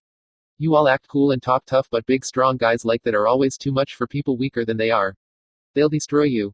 Kiba and Akamaru growled, but Hinata put her hand over his and sent him a warning look. Naruto leaned back in his chair and looked at the sobbing boy seriously but kindly. We are not weak, Inari. We are all ninjas from Konohagakure. If we seem confident, it is because we are ready to protect your grandfather and fulfill our mission whatever the danger. And because we believe and have faith in one another. We are a team, we are one, and come what may, we will stand by each other and by your grandfather. Just watching you ticks me off. You laugh and you joke like all of this is some stupid game.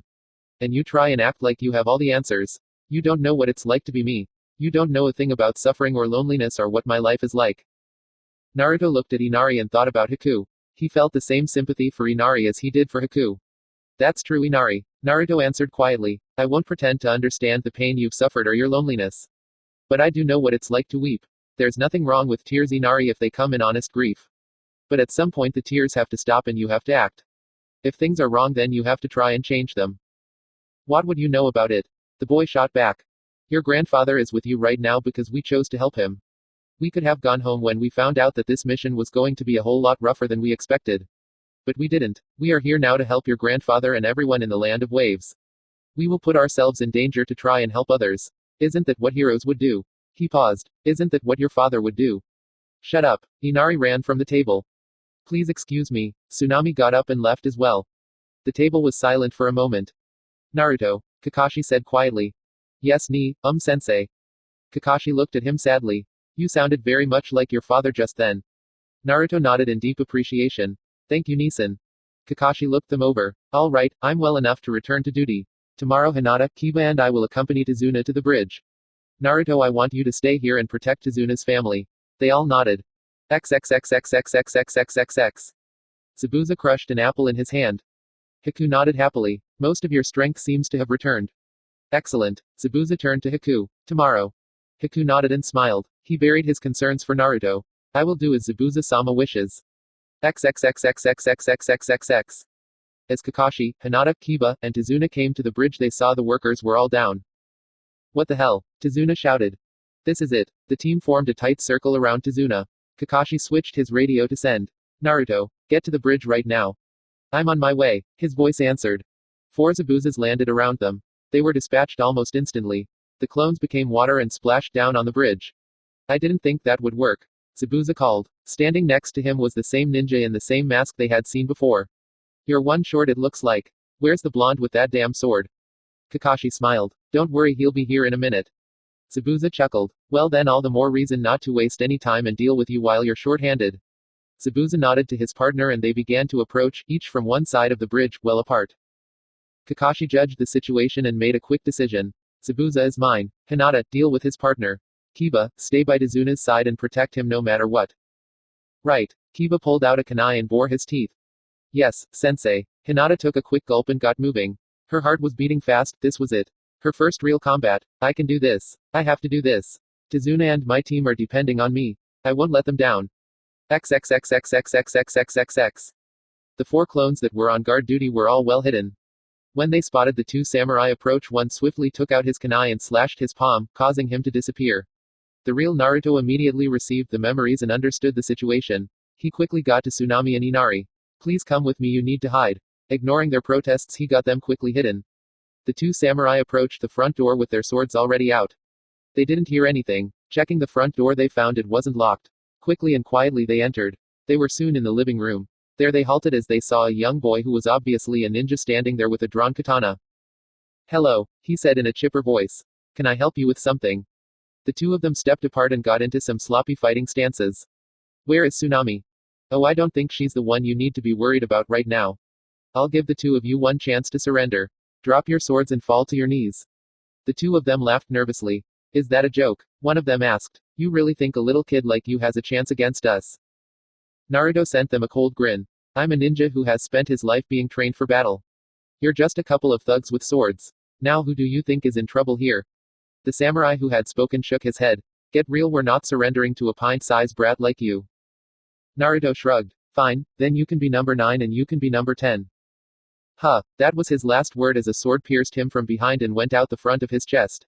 His friend met a similar fate. Neither one had even suspected there were a pair of clones behind them. Naruto had the clones take the bodies out so that Tsunami and Inari would at least be spared that sight. There was nothing he could do about the blood splatter all over the carpet though. Dipping his sword into some of the blood, he wiped it off and hurried up the stairs as he holstered it. Opening the upstairs bedroom door, he found Tsunami with Inari wrapped in her arms. "It's over, but I think it would be best if the two of you went to a neighbor's for a while. Do you have any friends you can stay with?" Tsunami nodded. "Yes, we do. Don't bother packing. I'll escort you there and stay to protect you." But then his radio came to life. "Naruto, get to the bridge right now," Kakashi's voice called. Naruto hit the send button. "I'm on my way." He looked back to the two of them. "Looks like it's happening. I have to go, but my clones will stay to escort and protect you until I can come back." Inari stared at him, his eyes weeping. "You're really going to fight Gato's men?" "Of course. But aren't you scared?" the boy wailed as he trembled in his mother's arms. Naruto put a hand on the boy's shoulder and smiled at him. "I am scared. I'm always a little scared when I go into a fight. But even if you're scared, you have to find the strength to do the right thing. That's what being a hero is all about. And just one more thing." With his other hand, he gently wiped the boy's cheeks. "Try not to cry anymore, except when you're happy. Now I have to go." The two of them watched him rush off to battle. "Mom." Tsunami looked down at her son. He'd stopped trembling and didn't seem to be crying now. "Yes, dear." He looked up at her. "I want to be a hero, like Naruto and Daddy. XXXXXXXXXXX. I do not require your death." Haku spoke. "If you would simply stand aside, then I would not be forced to harm you." "And would you hurt Tazuna-san?" Hinata asked. "His life is forfeit," Haku answered simply. "I won't allow that." She dropped into a Juken fighting stance. "I will protect Tazuna and my teammates." She had already activated her Byakugan and was ready. "Very well." Haku rushed in and tried to end it in one move. Hinata was surprised at his speed, but she was fast herself and with her Byakugan was able to adjust. As he attacked, she landed 3 strikes on his arm and a pair on his chest. Haku's eyes expanded as he felt his chakra system suddenly out of flux. He leapt back away from her. "What did you do?" Haku said in alarm. Zabuza had drawn his sword and was facing off with Kakashi, but for the moment they were both willing to just eye each other and check the progress of their teammates. Zabuza immediately realized what was happening. "She's a Hyuga using Gentle Fist. You can't fight her directly, Haku. You're no match for her in that style. If you continue, she'll end up completely shutting down your chakra network. You know what you have to do now." Haku nodded. Just that one opening encounter had weakened him. Much more and he would not be able to use chakra. He eyed her carefully. "It seems I have no choice but to use my strongest jutsu." He ran through some complex hand signs. Secret art of water ice crystal magic mirror technique. Water from the ocean rose up onto the bridge, and as they all watched, Hinata was surrounded by a series of flat ice mirrors that were suspended in the air. Haku calmly walked into one of the mirrors and seemed to meld into it. His image quickly appeared to be in all of them. Hinata looked about and felt just a little bit of panic. To her eyes, the mirrors all seemed to hold the same amount of chakra. It was impossible for her to tell which of the images was real. "Before I begin this, I would like to ask you a question. Your blonde teammate, by any chance, are you his girlfriend?" She stared in surprise. "Why would you care about that?" "I am merely curious." She nodded. "Yes, I am. I am Naruto-kun's girlfriend." "I am very sorry, Naruto, but it is Zabuza-sama's will." With that, Haku began his work. For Hinata, the Senbons seemed to rain down on her. She moved and dodges as best she could, but even with her bloodline and fast moves, she could not avoid them all. She cried out as number of them punched into her flesh. "Hinata!" Kiba yelled. "Kiba, stay with Tazuna. I'll help Hinata," Kakashi called. But as Kakashi moved to aid his student, Zabuza rushed in to get a swing at him. Kakashi dodged it easily, though it did cut him just a bit. He was forced to step away from where Hinata was. "Oh, I don't think so." Zabuza laughed. Let's not forget I'm your enemy Kakashi. If you go to help the girl I'll just slaughter the boy and the bridge builder. Damn it, Kakashi muttered. Fine then, he pulled up his Hidayai to reveal his Sharingan. Ah, the Sharingan again, how predictable. You know I've had some time to think about how to fight it. Tell me, what good does your eye do you if you're blind? He performed hand signs, hiding mist technique, and as had happened once before a thick fog began to rise. Kakashi listened to Zabuza's laughter from somewhere within the fog. Hinata kept trying to dodge as best she could, but more and more Senbons were sticking in her. There seemed no way to escape them as they continued to rain down mercilessly on her. If only I could do rotation. But I still don't have it down. More Senbons came at her and she tried to dodge, but the Senbons in her legs were slowing her down. When Naruto got to the bridge, it was encased in a thick fog. Kakashi-sensei, he cried out. Naruto, get to Hinata and help her. Kakashi called out. Hinata-chan, where are you? Naruto called out. Over here, her voice answered him. He followed the sound of her voice until he came to a dome made of mirrors with Haku's image on all of them. Looking between the mirrors, his heart skipped a beat. There in the middle of this odd dome was Hinata. She was huffing and covered in blood, and there dozens of Senbons sticking out of her. Hinata-chan. And as she turned to answer, he could only watch as a pair of needles jabbed into her neck.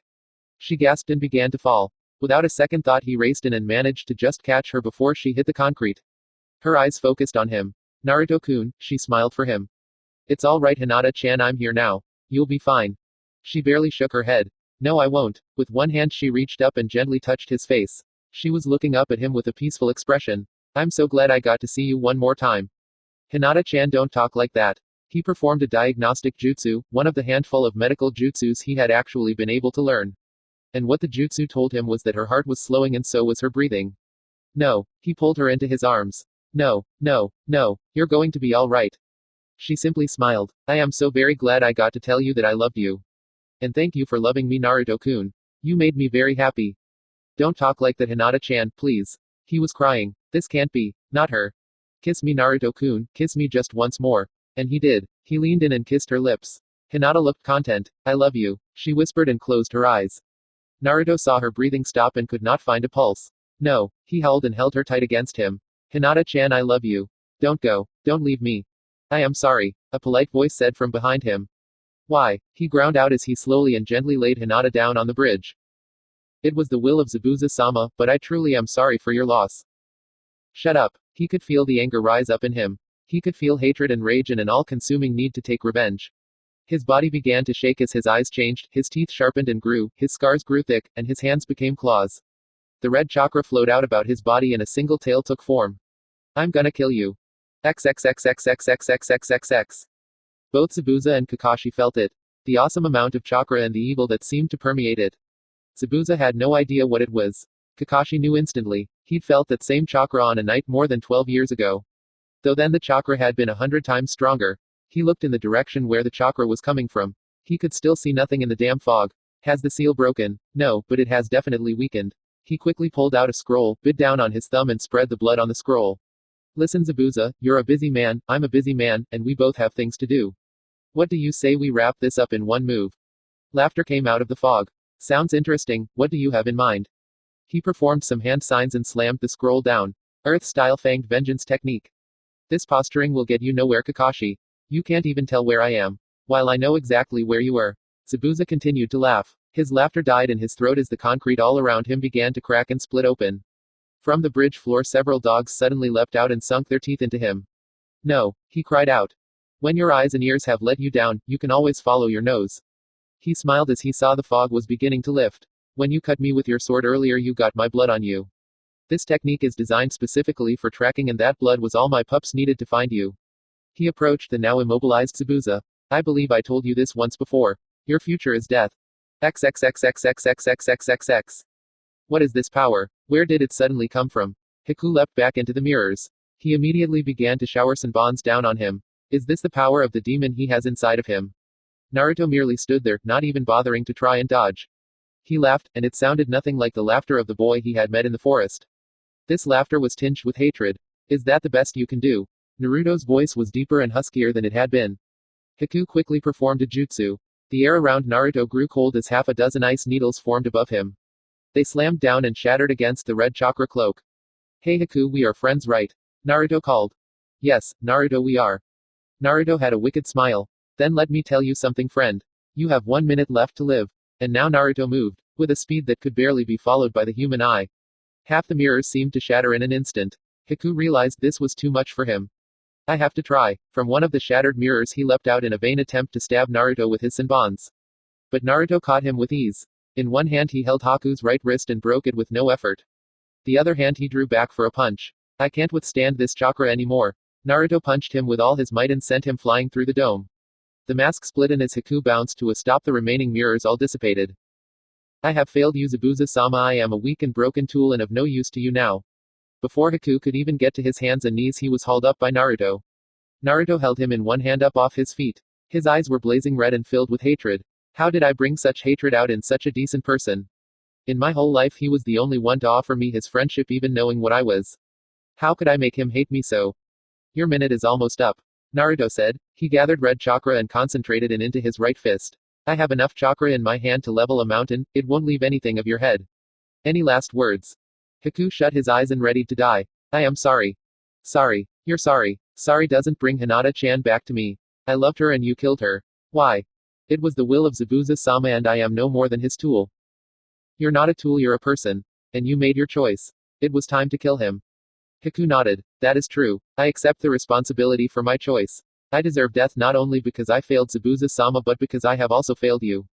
Please kill me now. What do you mean you failed me? You offered me your friendship, and in return I have inflicted this upon you. I should have found some other way, even if we are enemies. Please know that your offer of friendship meant a great deal to me and that you are my second precious person. Naruto stared at the boy. No, it doesn't matter, he killed Hinata-chan. Even if he feels that way he has to pay for what he did. Yet Naruto held his fist where it was. He couldn't have said what he was feeling at that moment. Anger, sorrow, hatred, pity, all were a mad jumble inside within his heart. I've lost Hinata-chan, she's gone forever. Damn it. Naruto slammed his fist into Haku's face. XXXXXXXXXX. The man you're trying to kill is the heart and soul of this place. And the bridge he is trying to build is this land's only hope. You're willing to sacrifice this place and everyone in it just to advance your own selfish ambitions. That is not what a true shinobi does. Kakashi spoke. Spare me the philosophy lesson. I'm fighting for my own dreams and I'm not about to stop. Zabuza said defiantly. Maybe not, but I'm going to stop you. In his palm he began to focus his chakra. What? I can see your chakra. This is my one and only original jutsu, it's called Chidori, 1000 birds. It's my ultimate finishing move. And now I am going to use it to finish you. With that Kakashi ran forward. Zabuza knew he was finished and hoped that Haku would survive. He did not beg or plead for mercy for that was not the shinobi way. As Kakashi's Chidori plunged into and obliterated his heart Momochi Zabuza died like a true shinobi and like a man who lived his life all out. XXXXXXXXXXX. The fog was gone and Kakashi was carefully approaching Naruto. The boy was surrounded by red chakra and was standing over his defeated opponent. Kakashi noted the other ninja's mask was gone and was lying unconscious on the ground. Kakashi was much more interested in Naruto. Naruto turned around to face him. His eyes were red and they were crying. Kakashi noted the other changes, the longer teeth, the thicker scarring, and his hands seemed to have become claws. Naruto, are you all right? Kakashi asked warily. He knew he had to be very careful, he had no idea just what shape the seal was in. No Nisan, I'm not. Hinata-chan is dead. Kakashi gasped and looked to where Hinata was lying. Kiba, Tazuna, and Akamaru were already there. He could hear both Kiba and Akamaru howling in despair. And I couldn't even bring myself to avenge her. Naruto. I knew Zabuza was nothing special. All eyes turned to the short man in a business suit at the end of the bridge. All around him were gathered a large crowd of mercenaries obviously eager for blood. Is that brat Haku still alive? I owe him a little something for what he did to my arm. Who wants to know? Naruto asked and began walking towards him. Kakashi thought about telling him to stay but felt Naruto's killer intent and decided to just wait a bit. I'm Gato, the man in charge of this country. I want to thank you for ridding me of Zabuza, but now I'm afraid you and the bridge builder will have to go too. Is that a fact? Naruto asked and continued to walk towards him. A number of the bandits rushed him with a shout. Naruto didn't make a move towards them, he didn't have to. Long arms formed from the red chakra cloak and they extended out to catch the men. Obeying Naruto's will, the arms crushed their chests or their heads like ripe pieces of fruit. 16. Naruto said calmly as the bodies dropped in bloody heaps. What? Gato shouted suddenly frightened. 16. Naruto repeated. That's how many men I've killed. Naruto clarified. All right. Gato spoke and began drifting back into the ranks of the men who were suddenly not so eager to fight anymore. The mercenaries stood back and gave Naruto all sorts of room. Naruto just continued walking towards Gato. You have 1 minute to live, Gato. Naruto held out his palm and began gathering chakra into a Rasengan. Gato looked around at the men desperately. What are you fools doing? Kill him. The men all seemed to shake their heads and continue to back away. Gato quickly found himself at the edge of the bridge with Naruto coming towards him. Look, we can work something out. How about 1 million Ryu cash? No thanks, I come from money. Besides, there isn't enough money in the world to buy back what I lost today. You've got about 30 seconds left. Tell me, all the people you killed, all the lives you ruined, and all the misery you brought to this place. What exactly did you need the extra money for? You were already a billionaire. What could you have wanted that you couldn't already buy 1,000 times over? Gato stared at him open-mouthed. I wanted to make more money, he said in a small voice. Naruto looked at him as if he were something slimy he'd found underneath a rock. Well, I hope it was worth it to you, because your time is up. He lifted his hand to strike. Wait, Gato shouted and held his hands up, pleading. I can give you anything you want, just name it. Money, power, women, anything. Naruto smiled. Anything. Anything. All right, Naruto said reasonably. There is one thing I want. If you can give it to me, I'll let you live. What is it? Gato asked eagerly. With his left hand he put Gato's neck in a vice. Bring Hinata-chan back to life. His right hand slammed into Gato's chest and his body exploded. Naruto tossed what was left of the man into the ocean and turned around. The bandits were all staring at him in absolute terror. If you want to live, get off this bridge and never come back. There was a boat tied up to the end of the bridge that had brought these men here. A couple ladders led from the boat to the bridge. These were already full of men eager to get away. The moment Naruto made his announcement, the men started leaping off the bridge and into the ocean. With Gato dead and the threat ended, Naruto was done. He let his anger go and with it the red chakra. He shuddered as the power left him and as his body transformed back to normal. With the power gone, he felt suddenly weak. Just walking seemed to be all he was now capable of. Kakashi, Kiba, and Tizuna were waiting for him by Haku. Naruto. Kiba called to him. Where did that power come from? A little awe and little fear in his voice. I'll explain later, I promise.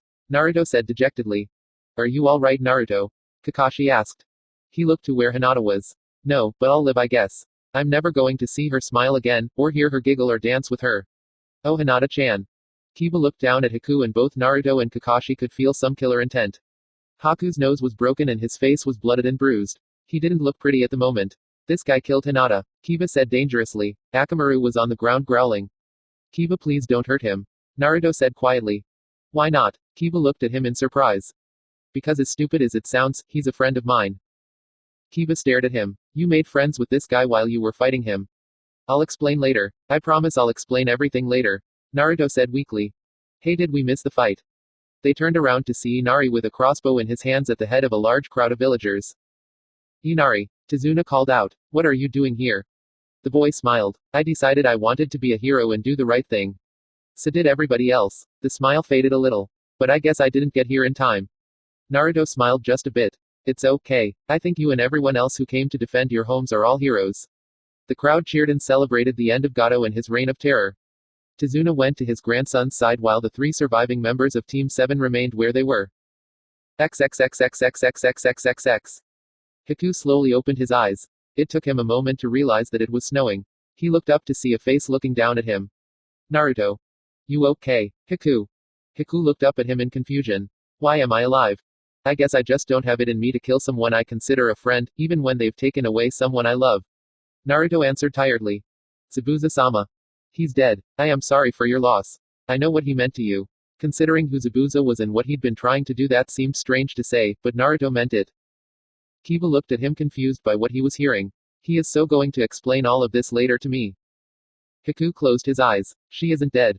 Naruto's body stiffened. What? He knew it wasn't possible, but he couldn't help but suddenly hope. My last attack struck nerve points that put her into a death-like state, but she is alive and will probably wake soon. Naruto, Kiba, and Kakashi were all staring down at him. If this is a joke, I'll kill you. Naruto said, meaning it. And I'll help, Kiba stated. The 3 of them hurried to where she was. Naruto knelt down by one side, Kiba by the other, and Kakashi knelt by Hinata's head. Naruto performed the diagnostic jutsu. Oh please, Kami. Oh please, please, please. He rested his hand on her belly. She's alive. Her heart is beating and she's breathing. Naruto exclaimed. Thank Kami. Kiba shouted. Yes, thank Kami. Kakashi said quietly. It had almost happened again. He had almost lost another teammate. But thankfully, this time, it looked like everyone had survived. XXXXXXXXXX. Hinata slowly opened her eyes. She felt cold and there was snow falling down. Her eyes focused and she saw the faces of her 3 teammates all smiling down at her. Naruto-kun, she whispered. Am I dead? Is this heaven? He smiled at her. No, Hinata-chan. He gently pulled her up into his arms and held her tight. You're alive, my sweet Hinata-chan. You're alive. As Naruto held her, Kiba reached out and put his arms around both of them. Kakashi then leaned in and put his around all 3 of them. With an embrace, Team 7 celebrated their victory on the bridge. But much more importantly, they celebrated the fact that they had all survived. 22. Going home. Hinata checked on her patient and smiled at him. Your wrist will be completely healed in about 2 weeks. Your other injuries aren't serious and will be totally healed soon. How do you feel? Hiku looked up at her from his hospital bed. Why are you being so kind to me? He asked quietly. Hinata smiled at him. Because you are hurt and I want you to get better. Hiku shook his head. I was your enemy, why should you care? You're not my enemy anymore and I don't blame you for being on the other side. Hinata said. Naruto was also in the room. I think you'll find that a lot of people don't hold grudges if you really are sorry for what you've done. May I speak with you alone, please? Would you mind, Hinata-chan? Naruto asked. Of course not. As she began to leave, Naruto put his arms around her and pulled her into a hug. She giggled a bit. You know it really is all right, Naruto-kun. I'm fine, she assured him. I know that, Hinata-chan. I just like holding you and having you remind me. She giggled again. You're silly. She gave him a quick kiss and left the room. Naruto turned happily to the patient in the bed. Thank you again for what you did. I will always be in your debt, Hiku. Hiku shook his head. Please do not thank me for forcing you to suffer. It doesn't matter if I suffered. All that matters is that Hinata-chan is alive and well. Why didn't you tell me that during our fight? I almost killed you. Zabuza-sama always taught me to kill when it was necessary. In his eyes, what I had done was weakness, and I was ashamed of it. Also, seeing the pain I had inflicted on you, I felt I had no right to ask for mercy. Hiku paused. I wish you had killed me. Don't say that, Naruto said sharply. I know you miss Zabuza, but you are young and have a long life ahead of you. As what? A broken tool, he said sadly. You're not a tool, you're a person, a human being. All ninjas are but tools to be used. When Zabuza rescued me, he told me that I belonged to him, mind, body, and soul. Now that he is gone, I am nothing. Again I am alone. Again I am superfluous, unwanted, and shunned. Hiku shivered at his memories. Death is much better than to live like that. You're not alone. You have a friend standing right here. I'm your friend and I care about you, Hiku. Hiku looked at him. I was not strong enough to be a worthy tool to Zabuza. I would not be one for you either. Good. Hiku looked surprised. I don't want a tool, I want a friend. Naruto went to his bedside. Look, Hiku, we are shinobi and that means we must be ready to do many hard things, including kill or die for the ones we serve and love. But we never stop being human. Even in those moments when we must be hard and cruel, we remain all too human. If you really just want to go through life as someone's tool, I can't help you because I can't be anyone's owner. But, if you want a place where people will care about you and where you will always be wanted, that I can give you. Hiku looked at him with a bit of fear and a bit of hope. Really? Naruto nodded. When my team leaves here, you are welcome to come with us back to Konoha. You'd be welcome to come and stay with me and my mom. What if your mother does not like me? Naruto chuckled. I think you underestimate how nice you are. Besides, as soon as I tell her you're the reason Hinata is still alive, she'll love you. Naruto sounded very certain. But I fought against you and your team. Hiku protested. So, my mom's a ninja. She'll understand that you had a duty and personal obligation to Zabuza. Naruto gave him a big smile. What do you say? Want to come back with me and have a real home? Hiku thought about it for a moment and slowly nodded. I would like that. XXXXXXXXXX. So what is this about? Kiba asked.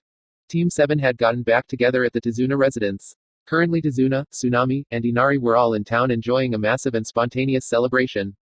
The whole town was celebrating Gato's untimely demise and the end to his reign of terror. His team had been invited to join, but Naruto had asked to talk to them first. Well, Naruto spoke up. There are a few things I needed to talk to you about. First off, I've invited Hiku to come back with us to Konoha and to stay at my home. What? Kiba said. The guy almost kills your girlfriend and you're going to be roomies with him. Kiba-kun, Hinata said firmly. Hiku could have killed me easily. He chose to let me live. I have nothing against him, so you shouldn't either. Kiba grumbled a bit but didn't seem upset. Are you sure that's wise? Naruto, have you really thought this through? Kakashi asked.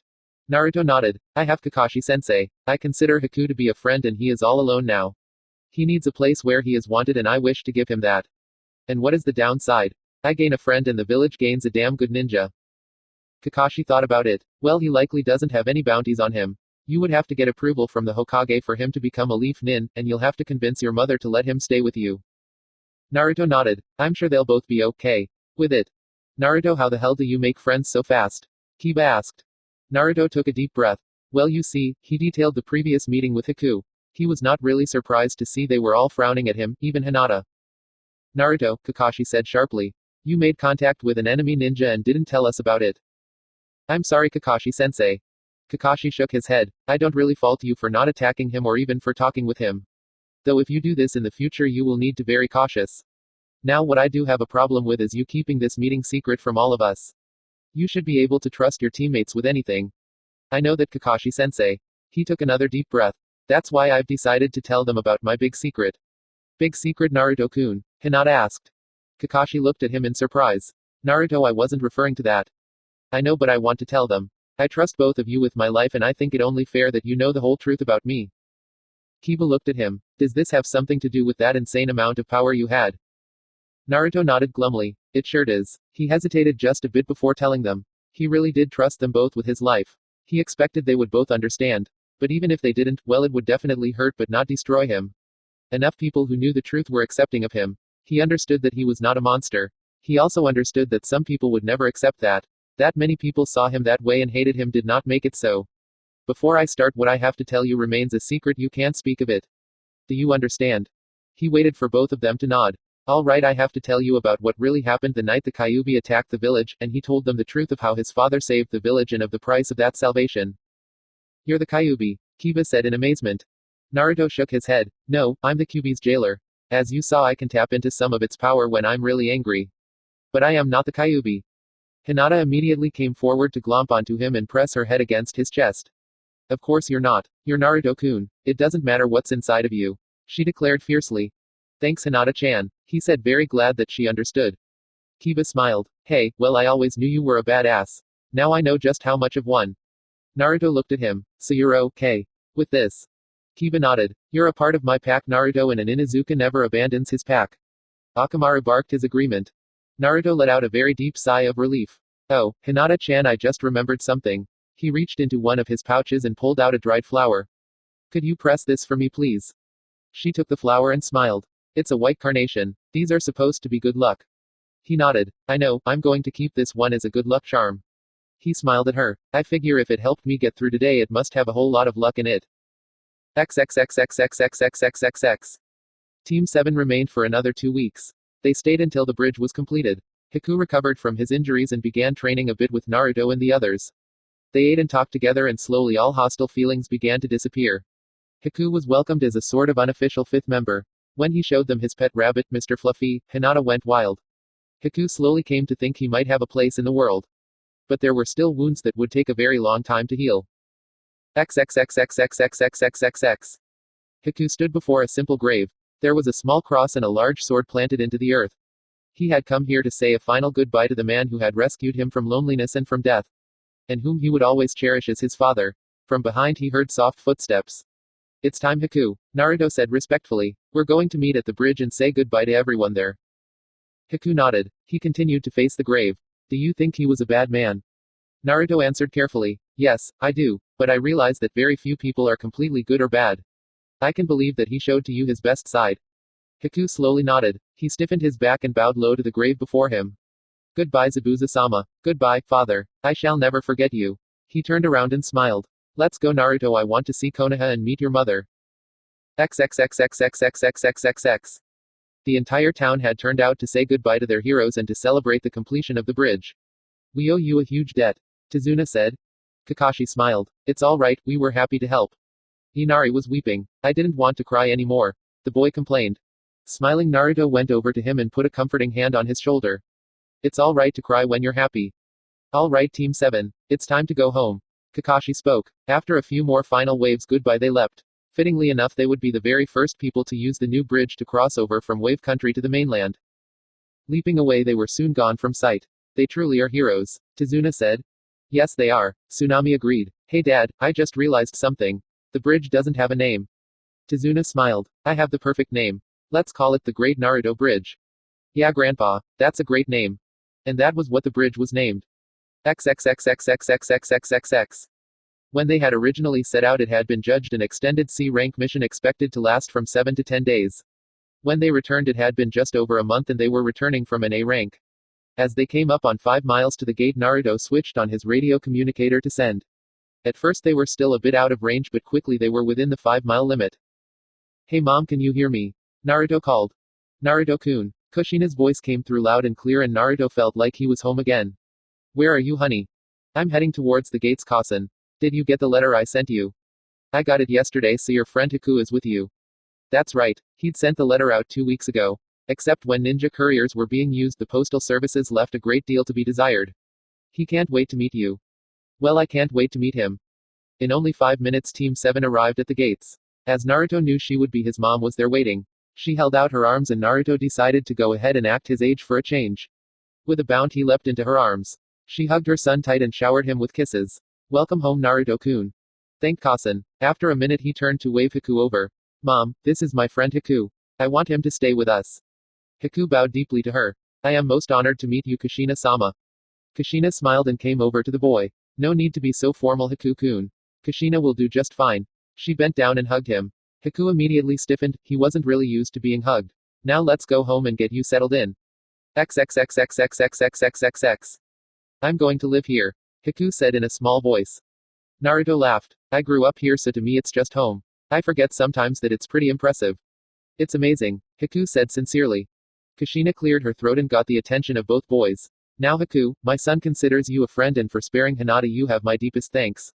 You are welcome to stay here as long as you wish. However, her voice took on a very serious tone. Everyone who lives here is expected to serve and protect Namikaze. So long as you are a resident here and a friend to my son, I will give you the protection of this clan, and you will always have a place.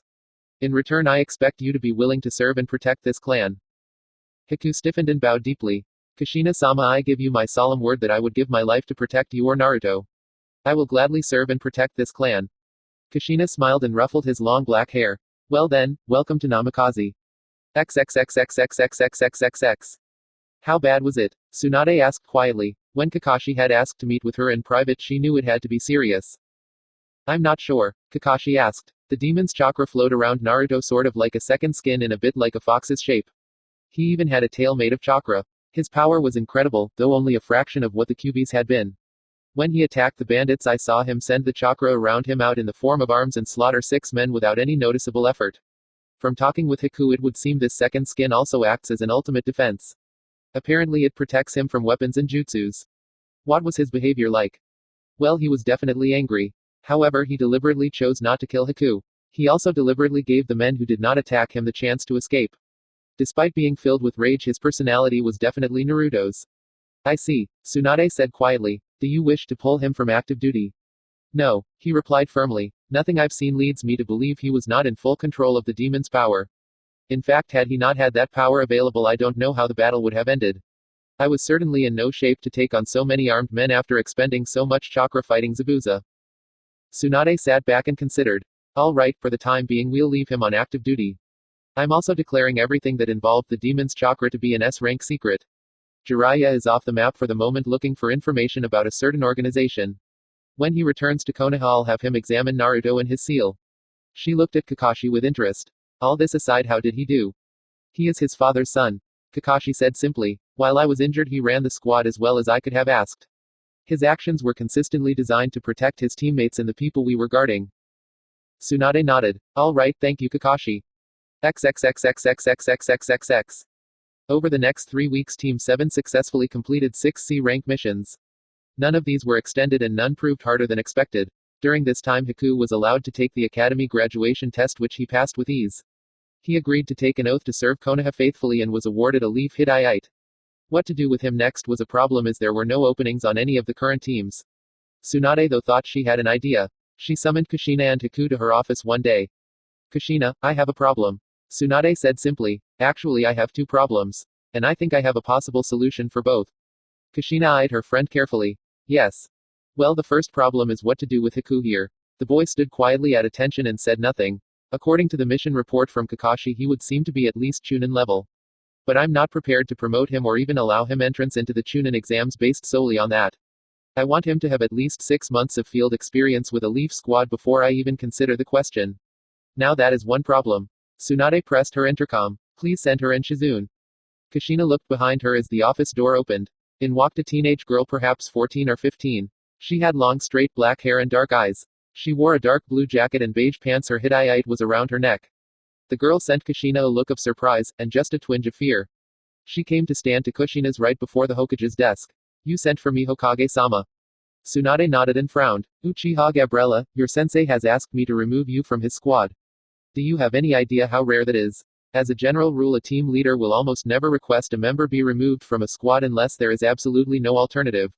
You've had it happen to you twice now. Tsunade opened a rather thick folder on her desk. Refusal to obey orders, dereliction of duty, fighting with squad mates, missing practices, the list goes on and on with you. Frankly, Gabriella, I'm about ready to just call you a lost cause and strip you of your shinobi status. What? You can't do that, the girl shouted in outrage. Quiet, Tsunade snapped. I didn't bring you here to talk, stand there and listen. I'm putting you on a 6-month probationary period. You have that long to save your career. If after 6 months your sensei does not give you a satisfactory review, then I will strip you of shinobi status. What is more, if at any point your sensei wants to get rid of you, I will strip you. This is your absolute last chance, do you understand? The girls nodded once tersely. Wonderful, now please wait in the reception area. With a snap to her step, she left the office, almost but not quite slamming the door.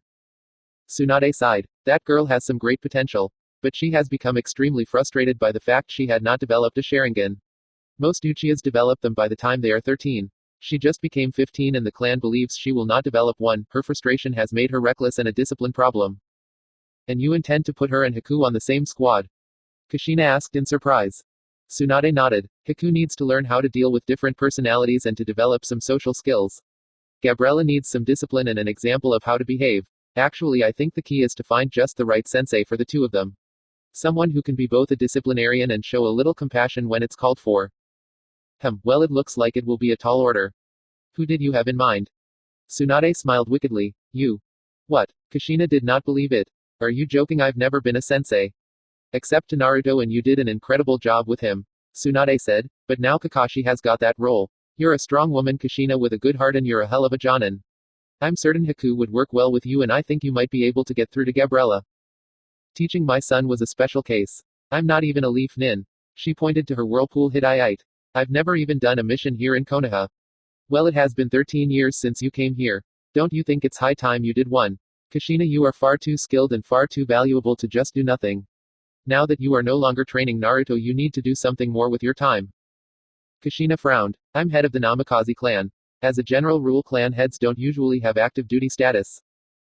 Nara Shikaku, Yamanaka Inoichi, and Akamichi Choza are all still active duty. Tsunade sighed. Look, I won't force you, but wouldn't you enjoy a new challenge, and plus it's only for 6 months. Haku suddenly turned to face Kushina. Kushina-sama, I would feel most comfortable serving under your command. Kushina smiled at the boy. She liked him. He was a little shy and formal sometimes, but he was very kind-hearted and very earnest. A bit like Rock Lee. I'm not worried about you, Haku. She turned back to Tsunade. I don't trust the Uchihas. She said flatly. I know, Tsunade said with a frown. But that is another reason for you to accept this assignment. Maybe if you're Gabriella's sensei, you'll come to see the Uchiha clan is not pure evil. Maintaining the peace and security of this village is my highest priority. If I can, I want to diffuse the tensions between Namikaze and Uchiha. Come on, Kushina, what do you say? At the very least, this will get you out of the house. Kushina looked back to Haku. He had an eager expression on his face. Damn it, I already know I'm going to regret this. It's just for 6 months, right? Tsunade smiled. She was hooked her now, she just had to reel her in. Just for 6 short months. Kushina sighed. Alright, I'll do it. XXXXXXXXXX. She smiled at the senseis that were gathered around her. As you can probably all imagine, the reason I gathered you here was to formally announce the start of the Chunin exams in 1 week's time. Tsunade said. Now let's begin with this year's rookie squads. Do any of you feel confident in nominating your squads? Kakashi stepped forward without hesitation. Squad 7 led by Kakashi consists of Namikaze Naruto, Inuzuka Kiba, and Hyuga Hinata.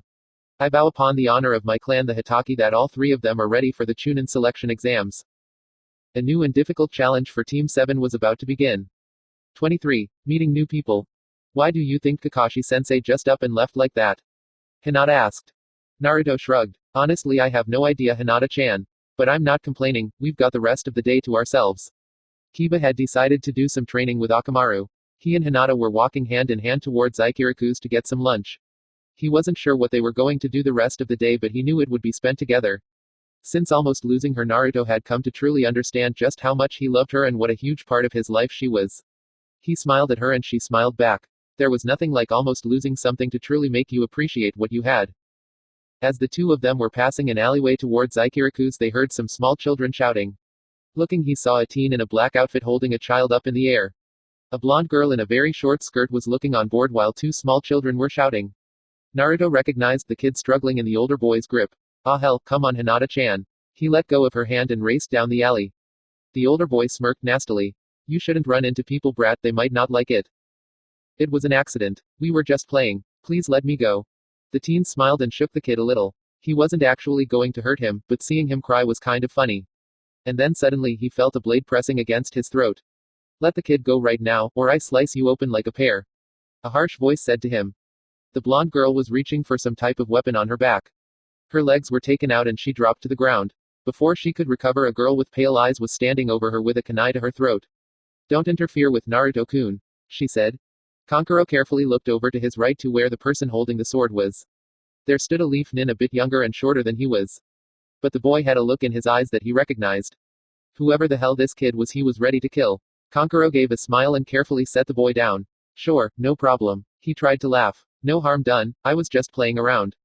Playing around, Naruto said flatly. You all right, Konohamaru? He asked without taking his eyes off the teen. Sarutobi had brought his grandson with him to a few of his birthday parties. Naruto wasn't especially close to the boy, but he did know him. Yeah, I'm fine, thanks Naruto. No problem, I think you and your friends should go now. The children wasted no time in departing. Kankuro gave a sickly smile. See, no harm done. So you going to take your sword off my throat now? Maybe, Naruto sent him a nasty smile. And maybe I'll play with you for a little while like you were playing with Konohamaru. I can see by your Hidayite that you're a sand nin. You here for the Chunin exams? That's right. Kankuro didn't nod for fear of cutting himself if he did. Well, that makes you a guest here in my village, and guests don't go around threatening our citizens. Oh, and by the way, that kid just happens to be the grandson of our third Hokage and a friend of mine. As long as you're staying here, remember you're a guest and that we expect you to behave like one. Threaten one of our citizens again and you will regret it. Naruto finally pulled his sword back. Kankuro took a few steps back. Seeing Naruto's actions, Hinata pulled back her kunai and moved to stand beside him. Temari quickly got on her feet and stood next to her brother. She looked at the blonde ninja who still had his sword ready. He's kind of cool. Despite the situation, she gave him a slight grin. Kankuro was furious and humiliated. He pulled Crow off his back. You want to try that again now that I'm ready? Naruto nodded calmly. If you want to fight, that's fine. But understand that I'll probably kill you. The calm certainty with which he spoke those words was eerily familiar to both Kankuro and Temari. Kankuro, maybe we should just go. Temari suggested. Kankuro hesitated, no longer sure if he wanted to push things further. Kankuro, an annoyed voice called from above. Stop it. You are a disgrace to our entire village. Naruto shot his head up to see a red-haired boy hanging upside down on a tree. He seemed to have a huge gourd on his back. What the hell? I didn't sense his chakra signature. Who the hell is this guy? But he started it. Kankuro complained and pointed to Naruto. Shut up or I'll kill you. The red-haired boy said in a soft, menacing tone. Kankuro swallowed. Yes, Gaara, I'm sorry. The red-haired nin swiftly teleported down. He appeared near the other two and faced Naruto. I apologize for their rude behavior. He turned to face the other two. We're here early, but that doesn't mean we're here to play around. Let's go. Wait, Naruto called out. What's your name? The blonde girl immediately started to blush. You mean me? No, I mean him. The red-haired boy eyed him with a small bit of interest. I am Sabaku no Gaara, at your service. He paused a bit. I am curious to know your name as well. Naruto have a slight bow. I am Namikaze Naruto. Gaara seemed to mull that over for a moment. Namikaze, are the son of the fourth Hokage. I am. Then we have something in common, Naruto. I am the son of the fourth Kazekage. Gaara stared directly at him and Naruto had no trouble matching the stare. Looking in your eyes, I see we have something else in common too. What would that be? He asked. You're a killer, just like me. I've killed, Naruto said coldly. Gaara looked at him for a bit longer, and then finally turned to leave. I look forward to seeing you at the exams, Naruto. XXXXXXXXXX. Kushina and Haku were in the park near the pond. There were a few ducks and Haku was happily feeding them bread. Haku was enjoying himself. Kushina looked at the boy and shook her head a bit. It's hard to believe someone so gentle was the partner for a bastard like Zabuza. It was then that Uchiha Gabriella finally put in an appearance. Sorry I'm late, she said grumpily. Kushina made a point of looking at her watch. You're 20 minutes late. Your punishment is 20 push-ups for every minute you kept me and Haku waiting. Now drop and give me 400 push-ups. Gabriella stared at her open mouth. You've got to be kidding me. I was just a little late and this is the first time I'm meeting you as my sensei. Kushina lifted an eyebrow. That would be a reason for you to try and make a good impression on me. Instead, you choose to show blatant disrespect for my time and the time of your teammate. Gabriella crossed her arms and took on a sulky look. No one told me you would expect me to show up on time. You're a shinobi. No one should have to tell you something so basic. Do you need someone to remind you to pack your ninja gear before coming? You can't really expect me to do so many push-ups just for being a little late on my first day. Kushina eyed her watch. You just wasted another minute of my time. You're now up to 420 push-ups. Hey, that's not fair. So, Kushina said coldly. The girl was clearly getting angry. How can you punish me for just talking to you for a minute? I'm punishing you for not immediately obeying me when I told you to drop and give me push-ups. As your sensei, my responsibility is to teach and protect you. As my student, yours is to follow my orders and give me your best effort at all times. I wish Lee or Naruto were here right now to show her what I mean. Well, she'll see. Haku. Now if you don't drop and start in the next 25 seconds, you will be up to 440. Gabriella glared but finally dropped down and began doing them. Kushina let out a sigh. I already regret this. XXXXXXXXXX. The earlier events did nothing to damage their appetites, and the two of them were enjoying their meal when their radio communicators squawked to life. All members of Team 7, please meet me at our regular spot in 30 minutes. Please acknowledge. Kakashi's voice sounded. Blonde boy acknowledge. Naruto said after pressing down the send button.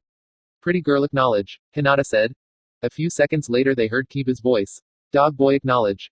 Hinata looked curiously at him. What do you think? Naruto smiled. Well, I don't think he would call a meeting just to tell us he wasn't entering us in the exams. XXXXXXXXXX. They were now standing at the practice fields about a mile from the academy. Kushina was looking patiently at her two-man squad. Haku was just standing there politely waiting. Gabriella was still rubbing her arms and looking discontent. Kushina sighed. Well, as of today, the three of us will be Team Kushina. We'll be a two-man squad with me as sensei. That is a bit unusual, as is the fact this assignment will only last a set period of time, 6 months. But all three of us are in unusual positions, so we'll do our very best to make this an effective team. Gabriella let out a rude noise. Do you wish to say something, Gabriella? If I do, will you make me do more push-ups? She ostentatiously rubbed her arms. No, Kushina answered pleasantly. But I have plenty of other ways to make you miserable. Keep that in mind. The girl glared. Why are you even pretending that we're a team? I'm a huge screw-up, and even though I don't know this kid's story. She nodded towards Haku. He must be some kind of problem too. All you are is a babysitter watching us to make sure we don't get into trouble. Kushina frowned. The girl's attitude needed some major adjustment. I don't babysit for the Hokage, it's the other way around. Gabriella stared at her. Do you not want to be ninja? If you don't say so right now, and I'll spare us both a lot of pain and aggravation. Have no doubts that even if our makeup is a bit unusual, we will be a team and we will perform missions to serve the village. If you are not ready to give me your full effort, then I suggest you tell me so right now. Gabriella looked at her, but remained silent. Wonderful, Kushina spoke in a cheerful voice. Well, since we are a new team, why don't we all introduce ourselves? I'll start off. My name is Namikaze Kushina. I am clan head of the Namikaze clan. I like training and being with my son Naruto and his many friends. She gave Haku a quick smile that Gabriella did not miss. What I dislike is anything or anyone who threatens my son. I have only one goal in life, and that is to see my son become Hokage. She looked to Gabriella. Your turn. Gabriella sighed. I am Uchiha Gabriella of the elite Uchiha clan, obviously. I like ice cream and having fun. What I dislike are push-ups and people who make me do them for no good reason. My goal is to get the Sharingan and make my father and my clan see me. Kushina nodded. No one could miss the frustration when she spoke that last sentence. She nodded to Haku. Your turn. Haku gave her a slight bow. Arigato Kushina-sama. I am Momochi Haku. I like my bunny, feeding animals, and being with my friends, especially Naruto. I dislike and will destroy anyone who threatens those people who are precious to me. My goal is to always be able to serve and protect the Namikaze clan. Gabriella eyed the boy with disappointment. You sound like her groupie. And by the way, it's sensei, not sama. Haku looked at her calmly. I prefer to call her Kushina-sama. Kushina sighed. She had told him many times that he didn't need to call her that and had given up. All right, now since you both have experience, we won't bother with any silly tests. We'll do some basic team building exercises today. But first I want to get a sense of your skill level. I'll spar with each of you. Gabriella, you'll go first. I want you to come at me as hard as you can. She nodded but looked a little nervous. Before we do that, can I ask you about something? What? Gabriella looked embarrassed at what she was about to say. Well, I sort of grew up with stories about you. You know, Kushina the Red Death. Kushina sent the girl a flat look. Yes. Well, I know this is stupid, but those stories. They aren't real, are they? Kushina shook her head. Take my word that I don't magically appear if you say my name 3 times and I don't go roaming the streets after dark looking for bad children.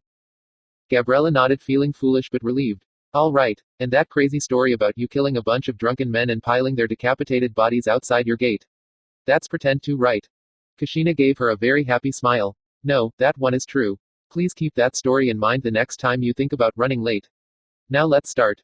With a shudder, Gabriella began sparring with her worst childhood nightmare. XXXXXXXXXX. On the bridge, Kakashi handed them out the applications for the exams. I have nominated you for the Chunin exams. Competition is strictly voluntary. If you wish to compete, bring these forms with you to the academy, room 301 by 4 p.m. 1 week from today. Remember, this is strictly voluntary. If you choose not to compete, it will not be held against you. Naruto frowned. Damn it, I don't have a pen. I need one too, Kiba complained. Hinata produced one and began filling out her form. You can use mine after I'm done, Naruto-kun, she said happily. Hey, me next, Kiba shouted. No, me, Naruto declared. Chuckling, Kakashi produced 2 pens. I thought you might want to compete. The boys each grabbed a pen and got busy. Are you kidding, Nissan? After Wave Country, this will be a breeze. Hell yeah, Kiba shouted. We're going to kick some major ass. Kakashi frowned a bit. I like your confidence, boys, but please don't think for a second that this going to be easy. It's very rare for a rookie squad to even be nominated to compete, though 2 other teams were as well this year. It's also rare to pass on your first attempt. If you don't make it this time, don't see it as a setback, view it as valuable experience for next time. What are you talking about, Nissan? Team 7 is the best. He looked at his 2 teammates and smiled. We're absolutely passing and making Chunin on the first try. His 2 teammates caught his excitement and nodded eagerly. Naruto, Kakashi said seriously. Just about all your opponents will be older and a lot more experienced than you. Don't start thinking you'll have a walkthrough. This exam will be every bit as hard as our first mission was. In some ways it will be much harder, and I won't be there to help. Naruto smiled, his confidence not wavering for an instant. It doesn't matter how hard it is, we will definitely pass. XXXXXXXXXXX. Gabriella trudged home exhausted and sore. Just about every part of her ached. How exactly was she expected to survive this? Maybe the Hokage had deliberately made Kushina her sensei in order to drive her to quit. Well, that wasn't going to happen. She wasn't quitting no matter what. She really wanted nothing more than a hot bath and bed. But she was expected to be at her aunt's house for dinner and her father would be upset if she didn't show up. Thinking of dear old dad, she let herself grin. He had gone to the Hokage to wash his hands of her. She was a failure in his eyes and he'd told the Hokage to do whatever she wanted with her. The Uchiha clan was uninterested. Today's events had one bright spot and she was about to enjoy it. She entered her aunt's home and removed her sandals. Is anyone home? Her aunt answered her. We're in the dining room, dear, about to have dinner, come join us. Gabriella entered the dining room and sat down. The only person who got a smile from her was her aunt. Her dad and her mopey cousin got disinterested looks. So Sasuke, is your squad taking the exams? He sent her a very thin smile. Of course we are. Kurenai-sensei gave us the applications this afternoon. His face took on a steely look. I expect to make Chunin. To make his point, he activated his Sharingan and showed it to her. Damn show off. Of course he gets it before he even turns 13. What is wrong with me? Why can't I activate mine? I hope you're ready for it. The Chunin exams can be rough. Hey, for you maybe. Sasuke sneered. Sasuke, her aunt Mikoto said sharply. Your son has a point. Ryuki noted. I'm sure he won't fail the exam 4 times and end up a genin for life. Ryuki, that is not fair to Gabriella. She tries very hard and I am sure she will make it there eventually. Mikoto spoke. Typical, my aunt defends me from my father who just wants to tear me down. Thank you, auntie. I am still trying my best, father, and I am on a new team and have a new sensei. Her father was unimpressed and did not even bother to respond. How is your new team, dear? Mikoto asked. Gabriella sighed. Very strange. I only have one teammate and he's a little boy who is really quiet and polite and eager to please. Sasuke smirked. Is he any good? Because if he is, he sounds like the exact opposite of you. Sasuke. Mikoto sounded upset. Ryuki made an agreeing sound. Gabriella had to bite down to keep from screaming in his face. So who is your new sensei, dear? Gabriella waited a heartbeat to let her father start drinking some tea. Namikaze Kushina. And as she'd known he would, he coughed up his tea. Gasping, he needed a minute to talk again. What? The Hokage assigned you that woman as your sensei? This is an outrage. I'm going to the tower right now and tell the Hokage. What exactly, Dad? Gabriella cut in with a sweet voice. Are you going to tell her that you're going back on your word? That now suddenly the clan does care about me? Wouldn't that make you and the clan look awfully weak to just go back on your word like that? She knew, oh did she know, that her father despised the appearance of weakness. And so now he was trapped by his own words into calling someone he absolutely loathed his daughter's sensei. Anyway, she continued in a chipper voice. I wouldn't worry about it. Not only does she seem to be an excellent teacher, but he two of us really hit it off. I think we're going to become very close. The look on his face made every push-up and ache in her body worth it. Ah, sweet revenge. The exams begin. Sakura was focusing her chakra into the fish. Not too much, just enough into the vital organs. Suddenly the fish began to flap about. Surprised, she pulled back a little. I actually did it. Sakura, a sharp voice called. What are you waiting for? Put the fish back in the tank. Oh, yes, Ichala-sensei. She quickly grabbed the large fish and tossed him back into the tank. When she had started this training some months ago, the thought of even touching a slimy fish had grossed her out. Now she didn't even give it a second thought. With the fish now back in the tank, she turned back around to face her sensei. Sakura immediately froze. Is that a smile? I didn't think she even knew how to smile. Ichala noticed how Sakura was looking at her and the smile vanished. There's something wrong, cherry blossom girl. No, sensei. Ichala eyed her for a moment and slowly nodded. I have to tell you, Sakura, your progress has been much faster than I expected. Ichala saw her student's chest begin to puff out. But then of course I didn't expect much from you. Sakura's chest deflated just as quickly. Ichala put a hand over her mouth so Sakura couldn't see her chuckle. The Chunin exams begin tomorrow, don't they? Yes, sensei. As if by magic, Ichala reached behind her back and produced a small cloth pouch. Here, this is for you. Sakura took it warily. What is it, sensei? A personalized med kit. I made it for you. Inside you'll find bandages, antiseptic, morphine, soldier pills, gauze and some other useful items. Thank you, sensei. Sakura actually moved to give the woman a hug, but Ichala was fast enough to back away. Don't hug me, girl, or I'll make you give it back to me. Sakura nodded. Now are you ready to finish up the session with our usual 10 laps around the Uchiha complex? Sakura finished attaching the med kit to her belt. Yes, sensei. And there it was. Ichala actually smiled at her. In honor of your being in the exams tomorrow, this one time only, I'll let you skip it. Really, sensei? Get out of here, Sakura, before I change my mind. And good luck in the exams. Thank you, sensei. Sakura fled as fast as she could. XXXXXXXXXX. The next day the plan was for Team 8 to meet at 3, go over a few things and then walk over to the academy. So Sakura was a bit surprised when Shino came knocking at her family's door a little after 2. Shino, has something happened? Did Kurenai-sensei change the meeting time? No, Sakura, we are still expected to meet at 3 o'clock. Shino said in that emotionless, calm voice. Then what are you doing here? She asked. I would like you to come take walk with me. Shino said simply. She looked at him with just a little bit of concern. In the 3 months they had been teammates, he had not exactly warmed up to either her or Sasuke. That was not to say he was not a good teammate or that he did not look out for them. It was just he had a very solitary and quiet personality that did not mesh all that well with her intense, forthright ways. Why? What is this about? It is about me being a good teammate. I ask only that you take a short walk with me and listen to what I have to say. Shino said. Oh, all right. XXXXXXXXXX. They had been walking for about 5 minutes in an uncomfortable silence. Well, it was uncomfortable for her. Shino was usually quiet, so she supposed he was all right with it. Tell me, Sakura, he suddenly spoke and took her by surprise. How would you describe me? What? He looked at her with his glasses over the high collar of his coat. As usual, his expression was hidden. I would like you to tell me honestly how you view me. Okay, you're intelligent, honest, patient, quiet, and very dependable. He nodded simply. Am I in the habit of making false accusations or wild statements that are not backed by logic? Sakura shook her head. No, you hardly say anything, and when you do it's always the truth, and I'd have to say it is always pretty logical. He again nodded. Am I someone driven by wild passions to do and say mad and irresponsible things? Sakura started to laugh. Shino in wild passion? No, she couldn't even picture that. No, Shino, she tried to stop laughing. You're not. Do you think I would do or say anything to deliberately hurt you?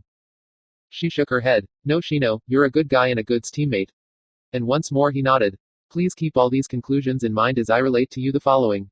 He came to abrupt halt and turned to face her. Sasuke is using you, and you would be best served to end your relationship with him. She stared at him, not believing it. This was just about the last thing she had ever expected to hear from him. About the only thing that could have surprised her more would have been if he had suddenly proclaimed his love for her. Once she got over her shock, she started to get angry. Did Kurenai put you up to this? No, I came to this conclusion independently. Has Kurenai also spoken to you about this subject? Sakura clamped down on her lips. Kurenai had taken her aside and gently hinted that her feelings for Sasuke were not returned and that she might be better off with someone else. Being a woman, Kurenai had at least known how to phrase it and bring things up indirectly to try and protect her feelings. Shino, she said defensively. Whatever happens between me and Sasuke is none of your business. I disagree. Whatever affects the performance of this team is most certainly my business. And Sasuke is beginning to have a negative effect on you. When you are not at his side, you are intelligent and strong-willed, and you are beginning to become a fine kunoichi. But when you are under Sasuke's eyes, you become no more than his puppet. You cease to be concerned with what is best for the team, and you care only what he thinks of your performance. Your concern about his opinion of you is slowly deteriorating your effectiveness both as an individual shinobi and as a member of this team. She bit down and ground her teeth in fury. Why did people keep trying to force themselves between her and the one she loved? Ino, Kurenai, and now even Shino. Why couldn't people just mind their own business? I'm very sorry you feel that way, Shino. But I honestly don't see how my feelings for Sasuke could possibly make me weaker when I've been doing tons of extra training because I want to be stronger for him. I'm also very sorry that you feel that you have to try and hurt me just because you don't want me with Sasuke. My arguments have nothing to do with emotion. They are based on logical conclusions derived from evidence I have observed. It is you, Sakura, who base what you say upon feelings and emotions rather than on logic and evidence. I don't care what you say, she shouted at him. I love Sasuke and nothing will change that. Shino stood there and looked at her for a moment. I see, but he does not love you. What? She gasped and took a step back. Why would you say that? Like my previous statements, Sakura. That one is based on logic gathered from visual evidence. If your behavior towards Sasuke is evidence of your love for him, then I am left to conclude that given his complete lack of similar behavior, he also has a similar lack of its cause. His actions are not consistent with someone who is concerned for your contentment or safety. Rather, his actions are appropriate for someone who is only interested in gaining the greatest possible use from you. The words reminded her of the argument she'd had with Ino after the prank at the academy. Their words were a bit different, but the message was the same. They both tried to convince her Sasuke was using her. You don't know what you're talking about. Shino waited a bit. Is that your entire argument? You do not wish to believe what I have to say, and so I must be mistaken. Don't take that tone with me. Sakura crossed her arms over her chest. What tone is that? Sino asked, not even sounding curious. That smart superior tone that says you know so much more than me. You are mistaken, Sakura. The tone of my voice has not changed at any point in our conversation. However, I recognize now that my efforts are wasted. It is clear that you are determined to hold to your beliefs regardless of any argument of evidence put to you. You are usually quite intelligent, Sakura, but when it comes to Sasuke, you have a blind spot. To you, Sasuke can do no wrong. Anything or anyone who challenges this assumption is simply dismissed out of hand. You are bound and determined to hold on to this idealized version of Sasuke regardless of the actual facts. All I know is that I love Sasuke and deep down he loves me too. Really, and where is your evidence of this? I don't need evidence, Sakura insisted. I just know it. I see, Shino replied. Very well, clearly my effort here was wasted. He turned to leave. I will meet you on the practice field at 3 as our sensei instructed. She stood there and watched him go. Aren't you worried I'll tell Sasuke what you said to me? Shino looked back at her, and though it was hard to tell, she thought he might have looked surprised. Sakura, I spoke to Sasuke about this same matter before coming to your home. You did. He nodded. Of course, unlike you, I concern myself with following the dictates of logic rather than emotions. I advised him of my conclusions and my belief that you should not be a couple. Did he get angry and threaten you? She was worried. She didn't want the team torn apart by this. No, he was not upset in the least. He informed me that I could make whatever argument I liked, that nothing I could say would cause you to give up your attachment to him. Shino paused. I will admit he certainly understood you better than I did. With that, Shino departed. He didn't fight for me. He didn't even get angry. She told herself that was a good decision. Sasuke had been confident in her love for him and had not even been worried about losing her. But it still bothered her that her boyfriend wouldn't at least get angry when someone suggested he was just using her. It bothered her a great deal more than she was willing to admit even to herself. XXXXXXXXXXX. What do you think all that was about on the second floor? Hinata asked. Well, that genjutsu had to be some sort of test. Naruto said. They must be trying to separate out the really weak teams already. He shrugged. I mean, if you can't even figure out what floor you're on, you shouldn't be taking the test to begin with. Hinata was frowning a bit. Don't you think we should have told them about the genjutsu though? Naruto shook his head. No, this is a competition now. It's Team 7 versus everyone else. We shouldn't try and help out the other squads. I mean, it's a test after all, not a real battle. Kiba chuckled. I'm not so sure about that. From what my mom and my older sister tell me, these exams can get pretty rough. Naruto smiled. All the more reason not to help the competition. But aren't you even worried about Lee? He seemed to be in bad shape. Hinata asked. Naruto laughed. What? He turned to her, clasped his hands together, and did a fair impression of Lee's earnest tone. Oh, please let us through. We are so helpless and weak. I mean, even though my teammate happens to be a Hyuga with the Byakugan, we have no idea there's a Genjutsu here. He laughed, and this time Hinata and Kiba joined in. I suspect Lee's team will be fine. He was probably just play acting to convince the other teams his squad was weak. But Naruto-kun, what do we do if some of our friends are in trouble? Hinata asked worriedly. Naruto looked to both his teammates. If our friends are in serious danger of getting killed or even hurt, we'll help. But we're not going out of our way to help them pass. The whole point of this is to see which teams are strong enough to deserve to be promoted. If other squads aren't strong enough yet, they'll just need to keep working at it. I guess that's fair, Naruto-kun, Hinata said. As they approached room 301, there was Kakashi leaning against the wall. Hey Nisan, you come to wish us good luck? Kakashi nodded. That, and to remind you one final time to be very careful of your opponents, some of them may play rough. Naruto had a big smile. I say bring it on. Team 7 is ready. Damn straight. Kiba agreed. Hinata simply smiled and nodded. Kakashi chuckled. Well, what are you waiting for? Go get him.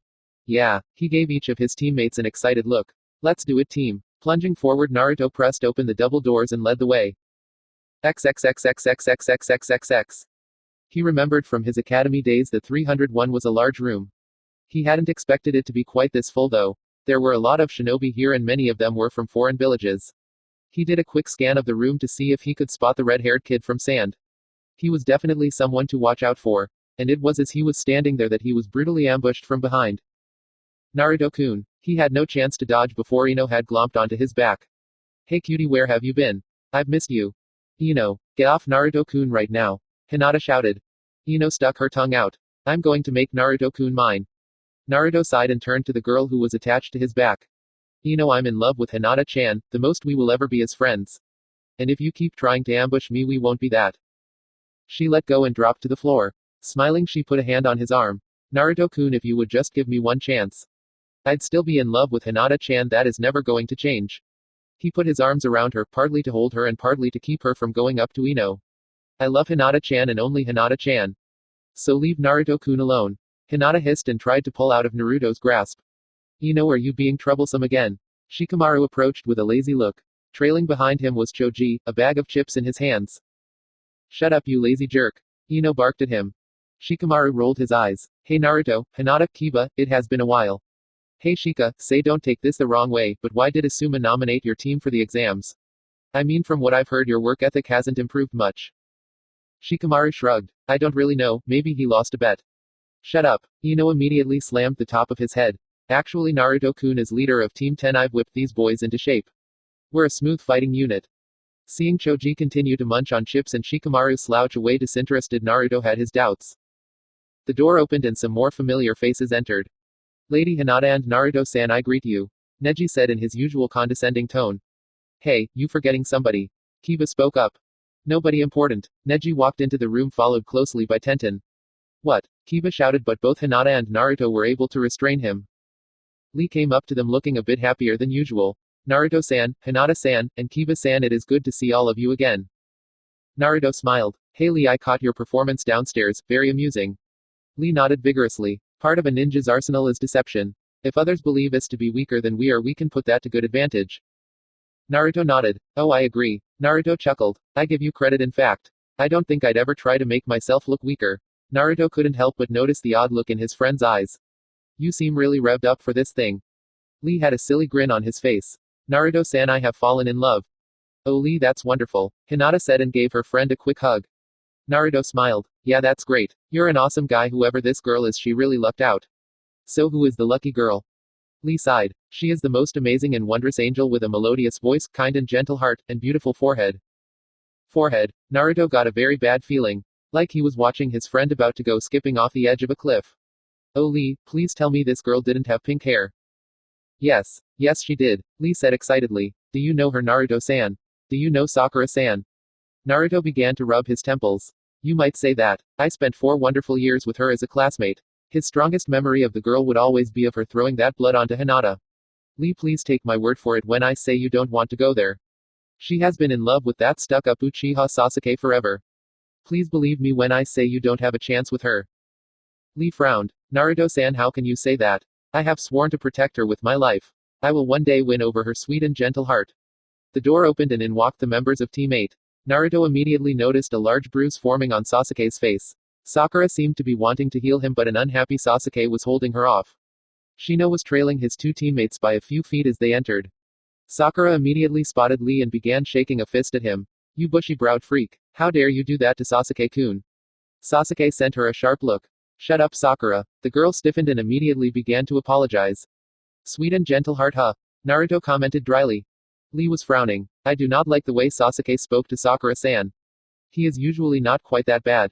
Naruto admitted. He had long since stopped caring why Sakura let herself be walked on the way she did. Naruto sent his thick-browed friend a smile. Lee, did you put that bruise on Sasuke's face?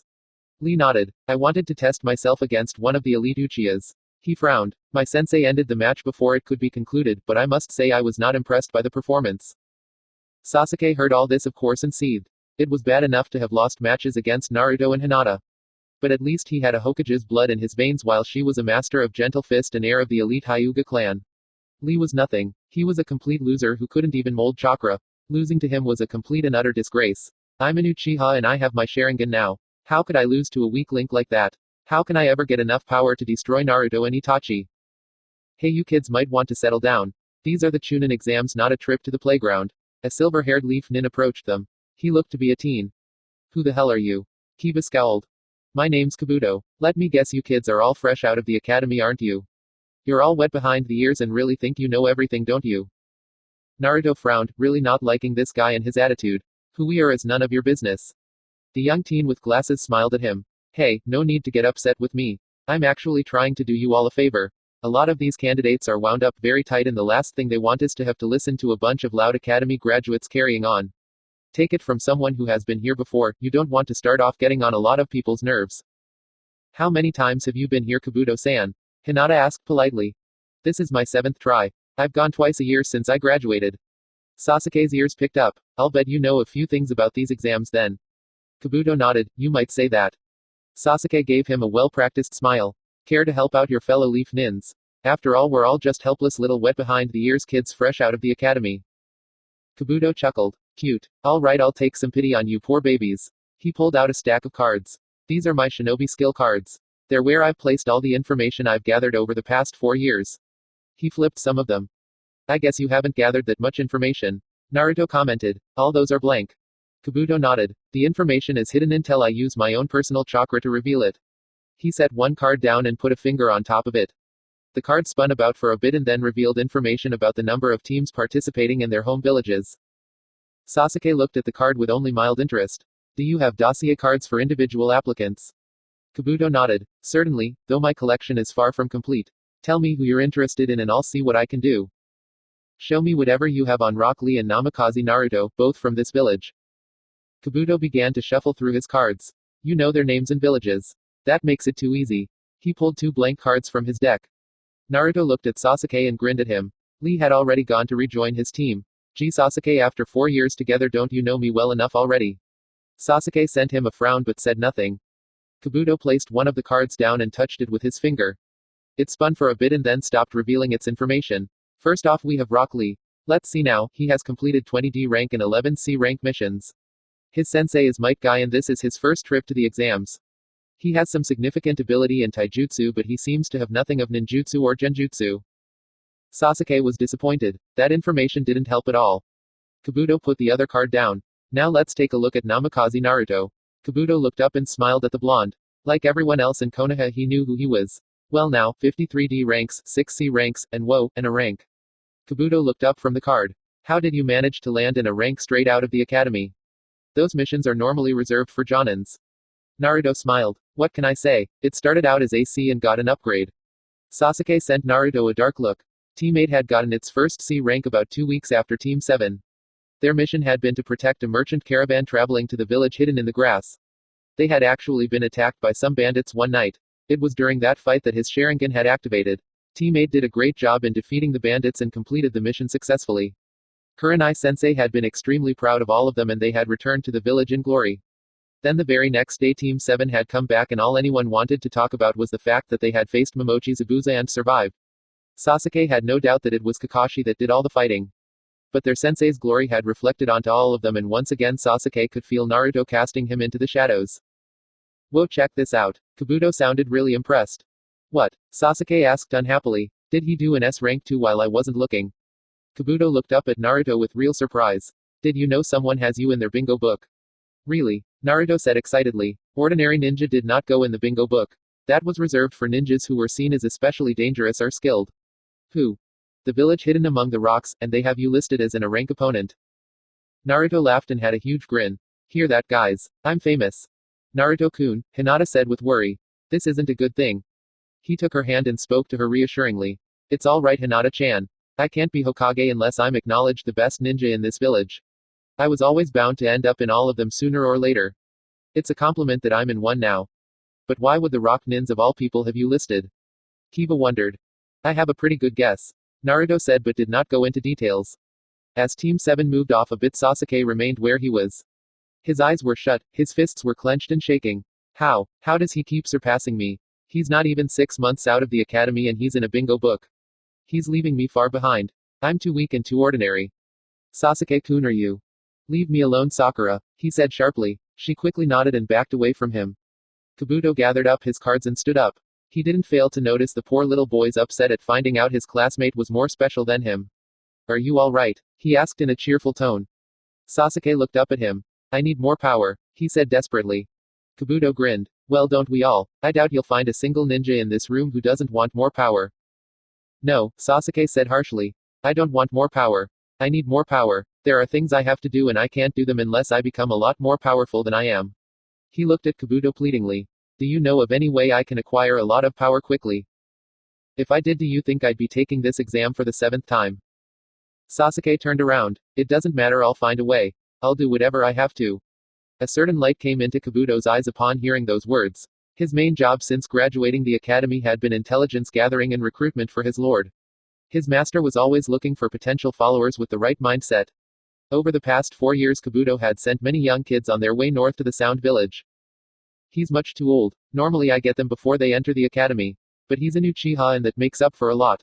This might be interesting. You know, Sasuke, there are ways to acquire power quickly. The boy immediately halted and looked back at him. But everything comes with a price. And the kind of power you're talking about comes with a very high price. Are you really sure you want power that badly? Sasuke nodded without hesitation. What do I have to do? It was then the instructors arrived with a large puff of smoke. All right, everyone. Sorry to have kept you waiting. I am Morino Ibiki and I am the proctor for the first part of the exam. Kabuto smiled and waved goodbye. We'll talk again later. Sasuke wanted to grab him, but people were starting to get up on their feet and shuffle forward. Things were starting. He decided there was no choice and rejoined his squad. Ibiki had the students draw numbers and sat them down at random throughout the room. He then explained his rules for the test. Naruto was very surprised to learn that the first part of the Chunin exams would be a written test. From what he'd heard, he'd expected some form of combat. Instead, Ibiki told them that if they were caught cheating 5 times, they would fail.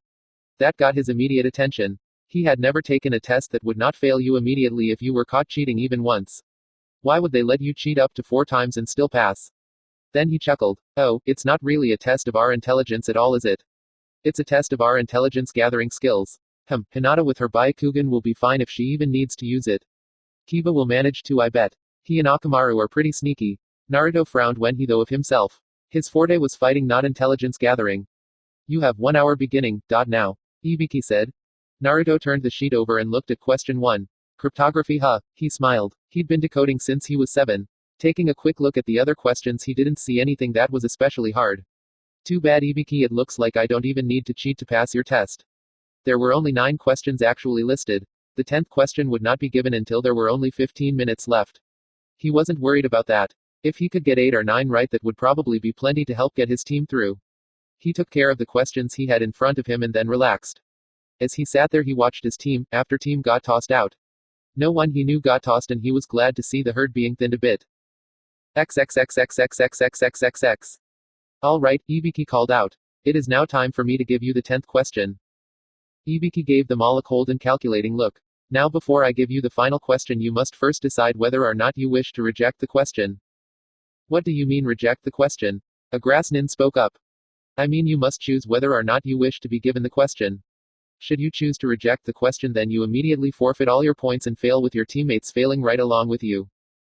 Then why would anyone reject the question? An adult leaf nin asked.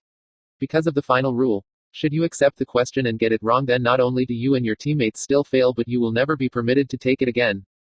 The room exploded like a bomb had gone off. That's ridiculous. Kiba shouted from his feet. I know for a fact that there are ninja here who have taken the exam before. Ibiki chuckled. It's just your rotten luck.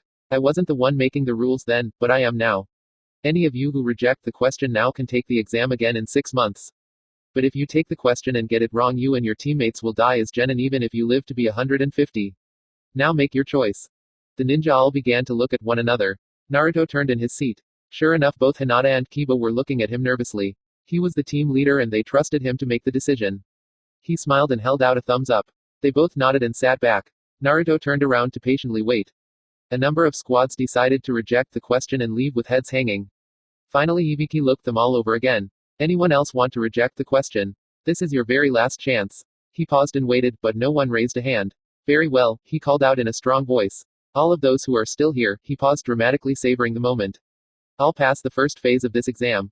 Congratulations. Naruto let out a sigh of relief. Just as with the bell test from Kakashi or the rules about cheating here, he had needed to look underneath the underneath. The idea that the various cages would be bound by the decision of a proctor from the Leaf Village had seemed a bit far-fetched. But as with Kakashi's lies during the bell test, he hadn't been completely sure. But in the end, the decision hadn't really been that hard. He had faith in himself and in his squad mates. Look out! Someone shouted. Naruto turned his head just in time to see something smash through the window. About a minute later, a woman in a trench coat, miniskirt, and fishnet was standing in front of them. None of you are in any position to celebrate.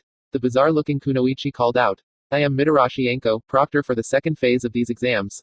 All right, all of you on your feet. Let's move it on out. The candidates all just sat there staring at her. Ibiki sighed. Can't you sense the mood in here? Anko frowned and did a quick head count. Ibiki, there are still 60 of them. You passed 20 teams. Her disbelief was all for show. This was about the number she'd expected. Ibiki shrugged. What can I tell you? We had some outstanding candidates this time. Ha, I'll cut their numbers down by at least half by the time I'm done. Now get up off your asses and follow me, or all going straight to phase 2. I hope you're all well rested because I doubt you'll be getting much sleep anytime soon. Where are we going? A short grass nin in a straw hat asked. Anko smiled. Oh, to a cheery little spot we leaf nins call Special Training Ground number 44. She chuckled happily. Also known as the Forest of Death. 25. Forest of Death. Author's note: Merry Christmas everyone. Please consider this chapter my gift to all of you. Seriously hoping you're getting something better. Hinata saw Naruto waiting for her by the fireplace. Hello Naruto-kun, why did you want me to come over? He smiled happily. Hinata-chan, it's December 25th today. She looked at him blankly. So, it's Christmas, he said excitedly. She smiled and giggled a bit. Oh silly, this is a fictional world, we don't celebrate Christmas here. We don't. He looked crestfallen. So I guess you don't want my present. You got me a present. Hinata said excitedly. Nodding a bit embarrassed, he handed her a little chibi fox with 9 tails.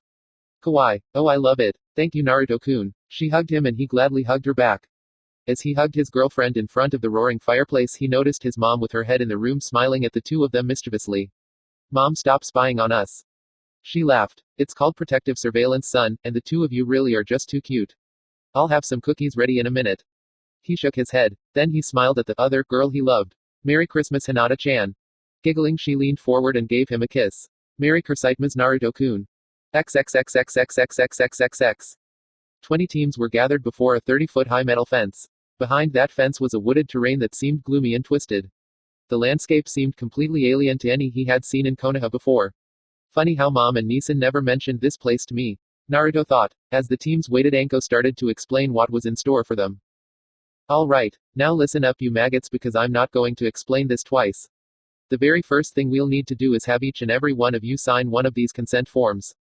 She smiled at them in a slightly bloodthirsty manner. They clear us of any liability should you be killed or terribly maimed.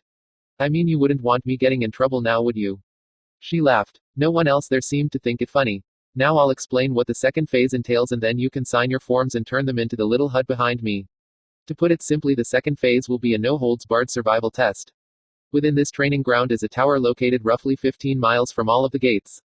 The training ground also contains forest, a river, and all sorts of wild animals.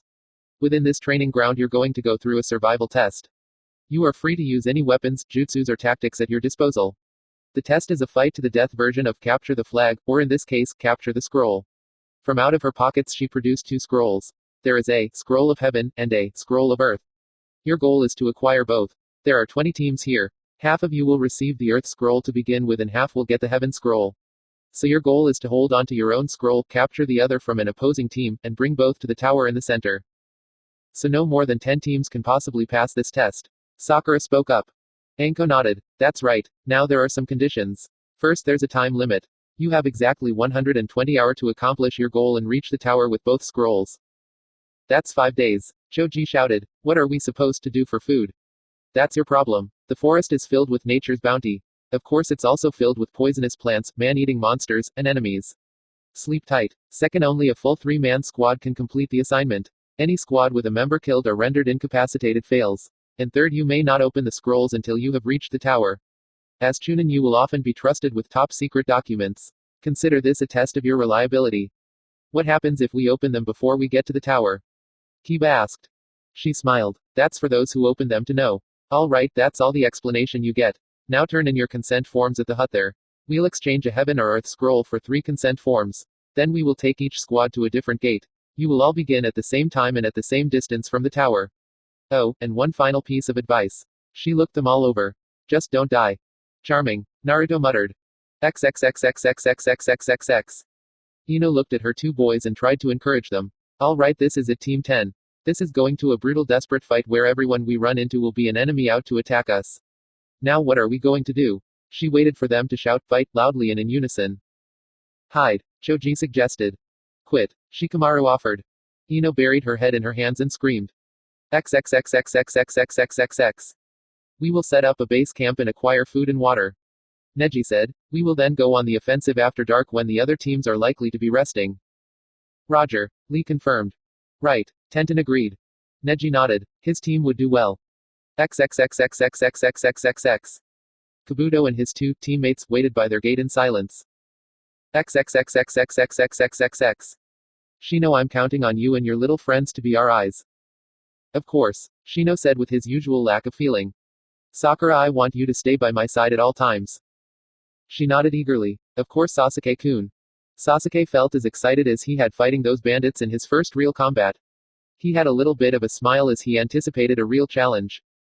XXXXXXXXXX. Dosu looked to Kin and Zaku. You understand what the mission goal is, right? He said quietly. Kin nodded and Zaku smirked. This is going to be so much fun. Zaku said eagerly. XXXXXXXXXX. Naruto looked at his teammates. All right, the longer we stay in this place, the more beaten up we're going to get. We need an earth scroll. Let's find someone who has what we need, get it from them, and get to the tower. Kiba, with your sense of smell, you can pick up teams in the area. Hinata-chan, with your Byakugan, we can spot anything coming for a 2-mile radius. You can also check to make sure whoever we attack has what we need. There's no point fighting any useless battles. He looked where the sun was. All right, there are maybe 2 hours of sunlight left in the day. Let's try and get done before night. Kiba nodded. Sounds good to me. We can get first dibs on the rooms in the tower. If we do this right, we can probably surprise whoever we run up against. Hinata pointed out. Naruto nodded. Let's make this as quick and easy as we can. XXXXXXXXXX. The signal was given and 23-man teams raced into the battle zone. 30 minutes after entering, Kiba picked up a scent. Hinata quickly focused in on the team. They have an earth scroll. Hinata said excitedly. They're on the ground about 1.5 miles north of us. All right, team, time to get a full set. He gave them a rough idea of what he had in mind and they moved. XXXXXXXXXX. That was too easy, Zaku complained. Dosu chuckled. It was, wasn't it? Around them were the dead bodies of 3 adult leaf nins. Do you want to go picking through their corpses to get their scroll? Kin asked. Why bother? Dosu asked. We're not even close to being done with our mission yet. Our Lord wants us to eliminate as many leaf nins as possible under the guise of this exam. These 3 won't fight in the upcoming battle. But there are plenty more to be picked off. Zaku frowned. The other leaf teams are all made of children. As pathetic as the adults were, killing the brats won't even be much fun. It'll be way too easy. That hardly matters, Dosu replied. The important thing is that we fulfill our Lord's command as best we can. They were soon moving in search of another leaf squad. XXXXXXXXXX. The 3 rain ninjas suddenly came alert. They all had on respirators and had pulled out their kunai. A boy ninja dropped in among them. He had blonde hair and was wearing a black and red bodysuit. Hi there, the boy said happily. Who are you and where are your teammates? One of the rain nins asked. Well, my name's Naruto and my teammates are sneaking up behind you. The three rain nins laughed. You expect us to turn around for such a lame trick? Naruto smiled. I wasn't talking about you three bushins. I was talking about your three real selves hiding in those bushes. He pointed to their hiding spot. What? One of the rain nins cried out. Before they could move, all three were slammed in the back of their heads. Naruto, Kiba, and Hinata were standing over their unconscious opponents. Naruto smiled at his girlfriend. Hinata-chan, I ever tell you I love your keke genkai? She laughed. Once or twice, Naruto-kun. She bent over one of the ninjas and went through his coat. She quickly produced their prize. Got it. Hinata handed the earth scroll to Naruto, who secured it to one of his pouches. All right, now we go straight to the tower. Hey Naruto, Kiba spoke up. Why don't we wait a little bit before we go to the tower? What do you mean? I mean, why don't we stay out here a couple more days and get some more scrolls?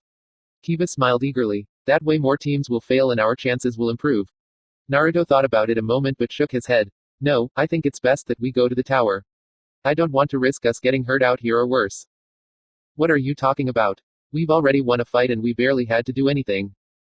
Right this time, Naruto pointed out. Next time might be a different story. We've got what we need. We've accomplished the mission objective, now we just need to finish up the mission and get to the tower. What are you worried about? We're the best, Kiba exclaimed. Naruto nodded. I agree, Team 7 is the best. But that doesn't mean we should go looking for trouble when we don't have to. Even if we get some more scrolls, how much does it really help? Some other teams are bound to get through no matter what we do. This phase is going to last 5 days. But nothing says the next phase won't happen right after. The way this one started right after the first phase ended. I don't want us going into the next round beaten up and hurting. Let's take the next 5 days to just relax and get ready. Kiba shrugged, giving up. Fine. XXXXXXXXXX. Alright, Neji spoke. We've set up a base camp and acquired food and water. Let's split up and scout the area. But whatever you find, be back here in 1 hour. He tossed kunai into the earth. Yes, Neji, Lee said. Got it, Tenten said excitedly. Neji grinned a bit. Go. The three of them disappeared. XXXXXXXXXX. Kiba picked something up and held up a fist. Team 7 came to a halt. What is it? Naruto asked. There are 6 scents coming from up ahead. Kiba informed him. Hinata-chan. Hinata nodded. Byakugan. She scanned the way for a bit. I see them, 2 teams. It looks like they're going to fight. Naruto, one of them are the group we met in the alleyway with Konohamaru. So the red-haired kid, Gaara, is there? Yes. She nodded. Naruto paused to think about it. Alright, let's go take a look. What? Hinata turned to him. I thought you wanted to avoid any more fights. I do, he said seriously. We're going there to scout, not fight. I want to see what this Gaara can do. How come? Kiba asked. I don't know, Naruto admitted, but I have this nasty little feeling that I'll be seeing him again and I want to find out as much as I can about him. XXXXXXXXXXX. They landed in some thick bushes about 100 yards away. As soon as they landed, Akamaru began to whine and swiftly crawled into Kiba's jacket. What's wrong with him? Naruto whispered. Kiba frowned and looked a bit concerned. He can sense an opponent's chakra. The fact he's this scared is a bad sign. He looked out onto the field. That rain ninja there must be pretty powerful. No, Naruto spoke with certainty. It's the red-haired kid, he's the one. Kiba frowned. You sure? He doesn't look like much. Naruto grinned a bit. Looks can be deceiving. I don't look that tough. Kiba chuckled. You've got a point. From their well-covered vantage point they watched the battle proceed. Saw the lead rain ninja launch an attack with thousands of needles only to be completely stopped by a dome of sand. They saw the frustrated nin foolishly try to rush and only to be trapped in the sand and lifted up off the ground. Gaara casually picked up a discarded parasol. What is he doing? Hinata asked nervously. He's going to kill him. Naruto said. He'd seen Gaara's expression, he knew. Kill him. But the guy's helpless. Kiba argued. Yeah, Naruto agreed. Gaara made a fist and the rain nin was crushed. His blood showered down onto the ground. They then watched as the 2 remaining rain ninjas surrendered their scroll and asked to be allowed to leave. They were killed as quickly and as brutally as their friends had been. What the hell? Kiba gasped. He didn't have to do that.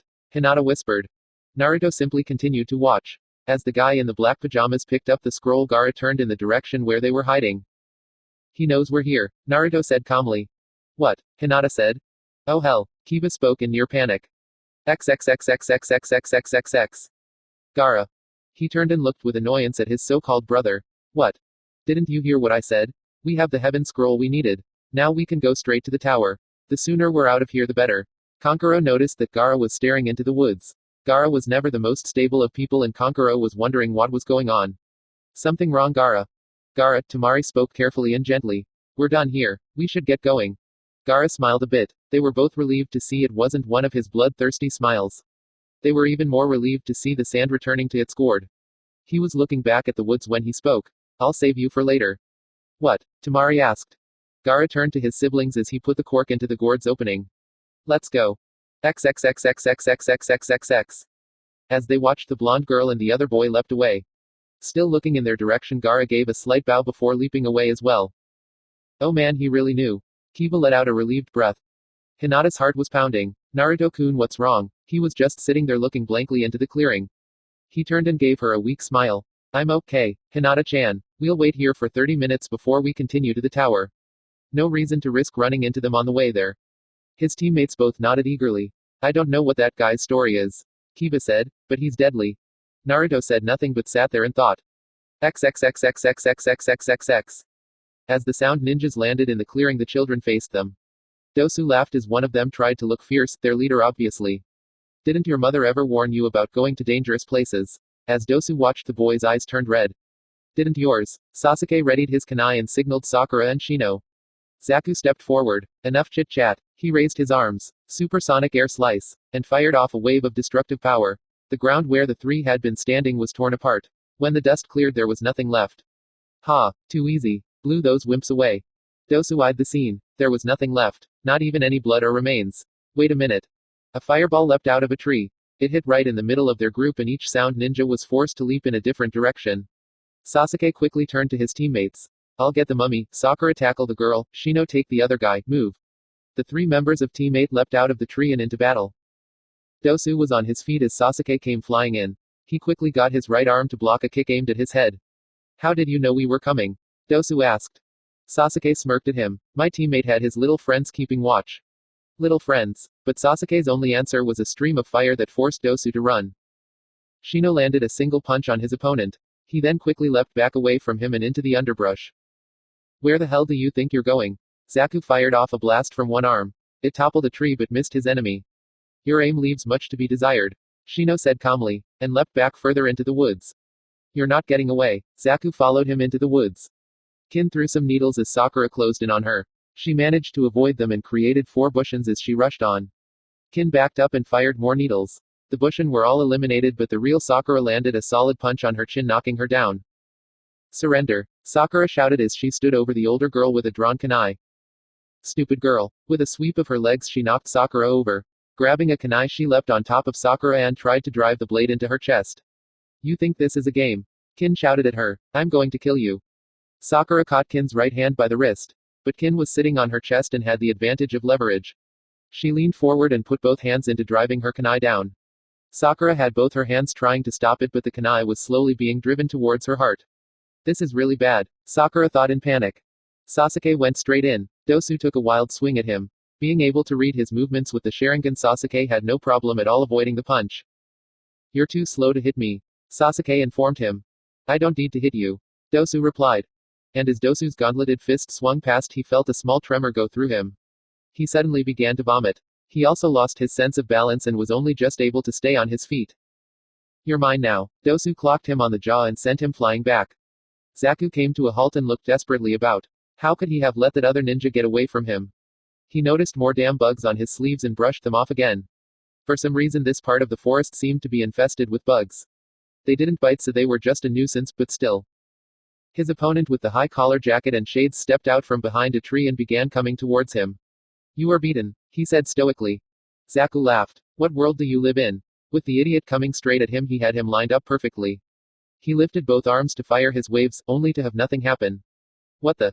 Shino caught him with a kick to the side of the head which sent him down. I am a bug master. While you have been chasing me, I have had my insects planted in you, draining you of your chakra. So you see that? Shino noticed his opponent was now unconscious, so further explanation was superfluous. He got out some rope to tie him up so he could return to his teammates. Despite all she could do, the tip of the kunai was now pressing into her skin. Sakura was about to scream out when she saw a flash of green and the girl was suddenly off her. What? Sakura-san, are you alright? She stared up at the oh-so-strange boy she had only met a few hours ago. Lee, what are you doing here? He smiled at her and held up a thumb. Sakura-san, I swore I would give my life to protect you. Fate has brought me here to aid you in your time of need. He was strange and bizarre and actually claimed to be in love with her. But she couldn't deny he really had saved her life. Thank you, Lee. Truly thank you. He seemed to blush a bit and gave her an actual bow. Sakura-san, I am only glad I was here to be of assistance. She saw that Sasuke was in trouble. Lee, can you help Sasuke please? He frowned on hearing that but quickly nodded. Since you ask it, Sakura-san, then of course I will. He swiftly loosened the bandages around his arms. It was all Sasuke could do to avoid being hit again. His Sharingan showed him where the punches were coming, but his lack of balance was making him seriously clumsy and slow. Suddenly there was a green blur circling Dosu. Please stand back, Sasuke, and I will deal with your enemy. He wasn't sure what was going on, but he nevertheless backed away. Lee caught Dosu with a perfect kick to his chin and sent him into the air. Leaping up after him, he came up behind and wrapped him tight in his bandages. What are you doing? A panicked Dosu asked. I am ending this fight. He began to spiral downward. Forward lotus technique. Sasuke and Sakura both watched as the sound nin was slammed into the earth with Lee leaping away at the last possible moment. It was certainly an impressive way to end the fight. XXXXXXXXXX. Sasuke found that the mummy had the earth scroll they needed. Shino had returned and they could now make their way to the tower. That is once Lee got done bothering Sakura. Sakura gave him a happy smile. Thank you again, Lee-kun. I know you didn't owe us anything, but your help made the difference. You're an amazing ninja. With that, she leaned in and gave him a quick kiss on his cheek. The boy blushed like a virgin girl. Sakura-san, I will always be there to protect you when you need me. He smiled and held out his thumb. It's a promise. Thank you, Lee-kun, and I think you can call me Sakura-chan. He let out a sigh of pure delight. Thank you, Sakura-chan, but now I must return to my team. I am sure I will see you at the tower. He gave her a bow and leapt away. Sasuke approached her. What was that? Huh, she looked at him in surprise. Sasuke was definitely looking the worse for wear. He still had a large bruise on his face from earlier, his clothes were torn, and he was dirty and sweaty. But most unusual of all, he actually seemed to be upset. What do you mean? He frowned at her. What was the idea of letting him call you Chan and kissing him? He saved my life, Sasuke. She answered calmly. I think that deserves a kiss on the cheek and my letting him call me Chan. Well, I don't like him. I would have done fine against the mummy without any help, and I don't like seeing him near you. He sounded hot. Sakura stared at him. She couldn't remember ever seeing him so upset. I kissed his cheek, Sasuke. Lee is no more than a friend. You are my boyfriend. A slow grin began to stretch across her face. Are you jealous, Sasuke? Don't be ridiculous. Sasuke snapped. I have nothing to be jealous of. She laughed. You are jealous. She sounded quite happy. Okay, we've got the scrolls we need, let's get going. He leapt away and his teammates were forced to follow him. As they leapt through the trees, Sasuke tried to figure just what the hell it was he was feeling. When he'd seen Sakura kiss the thick-browed freak, he'd been surprised to actually be bothered by it. It wasn't jealousy, of course. That was just not possible. No, definitely not possible. As they hurried towards the tower, Sakura couldn't help but keep a smile on her face.